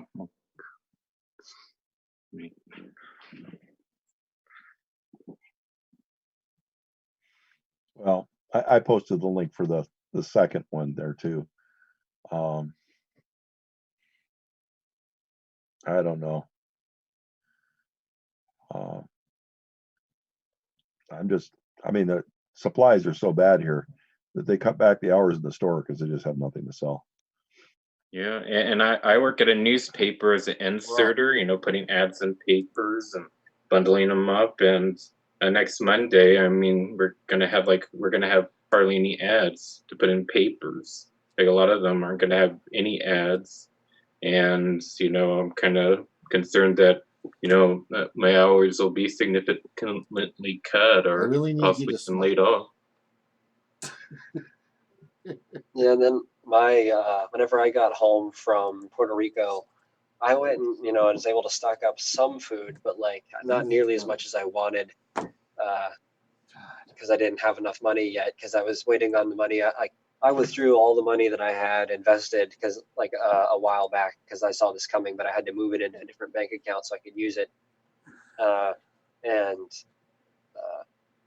So I was waiting on that, and then I like ended up coming home, and then it got bad. So like I just haven't gone out to the store since it got bad, because like now I know that like if I were to go out to get food or supplies, I'll probably get virus and bring it home to my family, because I don't think I've gotten it. Because I think if I was going to show symptoms, I would have shown symptoms by now. And if I did get it, I would have given it to family members by now. So I don't think I got it in the first place. And in Puerto Rico, I mean, that's a small island, so y'all are just like sitting ducks for the coronavirus. Well, yeah, that's why It's I ended up isolated. coming home early, because I knew that if I stayed there, I was going to end up getting stuck there for God knows how long. And even though I liked it there, I wasn't really comfortable, because like Puerto Rican Spanish is very, very hard to learn for me. Like it's so fast, I just cannot pick it up no matter how hard I try. Like I can focus, and it just goes right in one ear and out the other. I figured like having to deal, like if I got hospitalized or whatever, I'd much rather be hospitalized in a place where I can fully understand the doctors and can be sure that they fully understand me. Because the one time that I did have to go to the doctor while I was in Puerto Rico, I was not on the same page as the doctor, and they were not on the same page as me.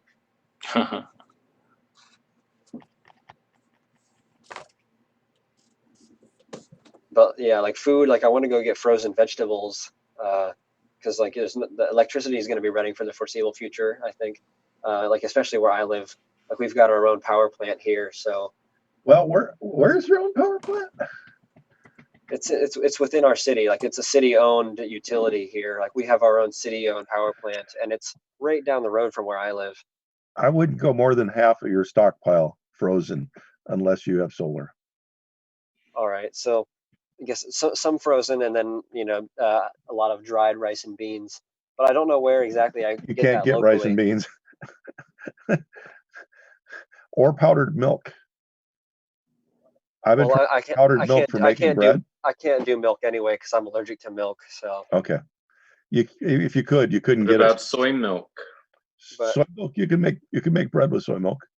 no, I can't drink soy milk either. Like, because so I mean, soy is really bad for people generally, but it's especially bad for me personally. Like it causes me to just have really, really horrible intestinal cramps and gas, and like it does that to a lot of people, but I especially get bad with that. You have a So I problem with mean, gluten too, then, right? I don't know for sure. Like I avoid wheat generally because like I'm just better off. Like I feel better off when I don't eat it. But like occasionally, whenever I've been in places where I've had grains that were more sustainable, like einkorn wheat and things like that, I've had them and I felt fine. So I don't think I have celiac. I think I just am sensitive to like other shit they spray on the wheat. Um, but I might. I don't know. Like and I don't know, it might also be that I changed my diet enough that like I might not have like same issues I had before. Not 100% sure on that, but I generally don't avoid I generally avoid processed and refined foods of no matter what they are. Like I've pretty much just been eating like chicken with like elderberry jelly lately, and like trail mix, and what else have I been eating? Like sweet potatoes, carrots, onions, and butter. Uh, like the occasional bag of frozen vegetables. Like I haven't really been eating that much lately.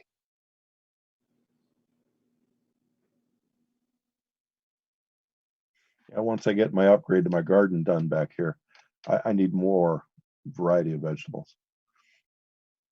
In fact, Yeah, that's what this year, like the last 2 years, I've grown more flowers in my garden because I could, because like we weren't in an emergency. So and also like I was trying to attract more pollinators and just do more of my own like ecological research and understand how everything fit with each other, see what pollinators existed in the area, which plants interacted with other plants and stuff. And I still did grow some vegetables. So this year I'm going to be growing more fruits and veg and trying to apply the knowledge of like herbs and flowers as like biological pest control. And then also I'm going to attempt to teach my community. It's just so hard because like I'm a much better communicator in person. So like trying to teach my community like how to garden over like a Facebook group is going to be so tough for me. yeah, I can't stay up all night. Oh yeah, it's 1:10 in the morning. I didn't even see that. I like I said, I wasn't expecting this. What time did they pop on tonight? And I'll I think it Be was like looking. 20 after 10 or something like that. Okay, I'll take a look tonight. Yeah, it sounds about right. I was upstairs cooking, so At least like for me in the Eastern time. So yeah. And I better go upstairs and finish cooking. alrighty. Good night, Snork. Good night. Night. James and Stevie still there? They said they're going to go to bed and just leave it on for us. Oh, we could all get off then, right? Okay. I forgot how to get off. They leave it in your hands. No, oh, they probably did. Let's see. No, I don't see anything about taking the host. Let's see. Just stay on, guys. I'm going to leave it on, so invite more if you'd like. Yeah, I'm just gonna head to bed. I'll hit the leave meeting. Yeah, Yeah. I gotta go to bed too because it's 1:11 in the morning here. So I got to be ready on Monday to start teaching. So, good night, everybody. all right, All good right, night. good night. Very nice chat.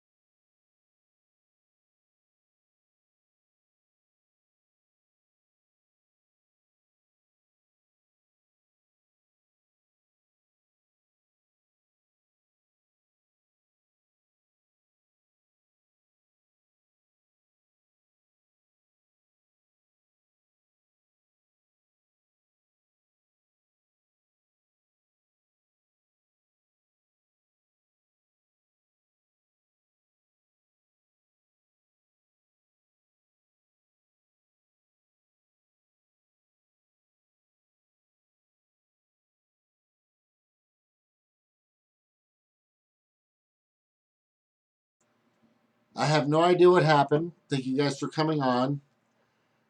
This is James with Montauk, aka Jimmy, aka Jim. Thank you guys for being here. Every night, I think I'm going to start about 9ish. And then from there, we're just going to let the crew come back in. All right, guys. Take care, everyone. Miss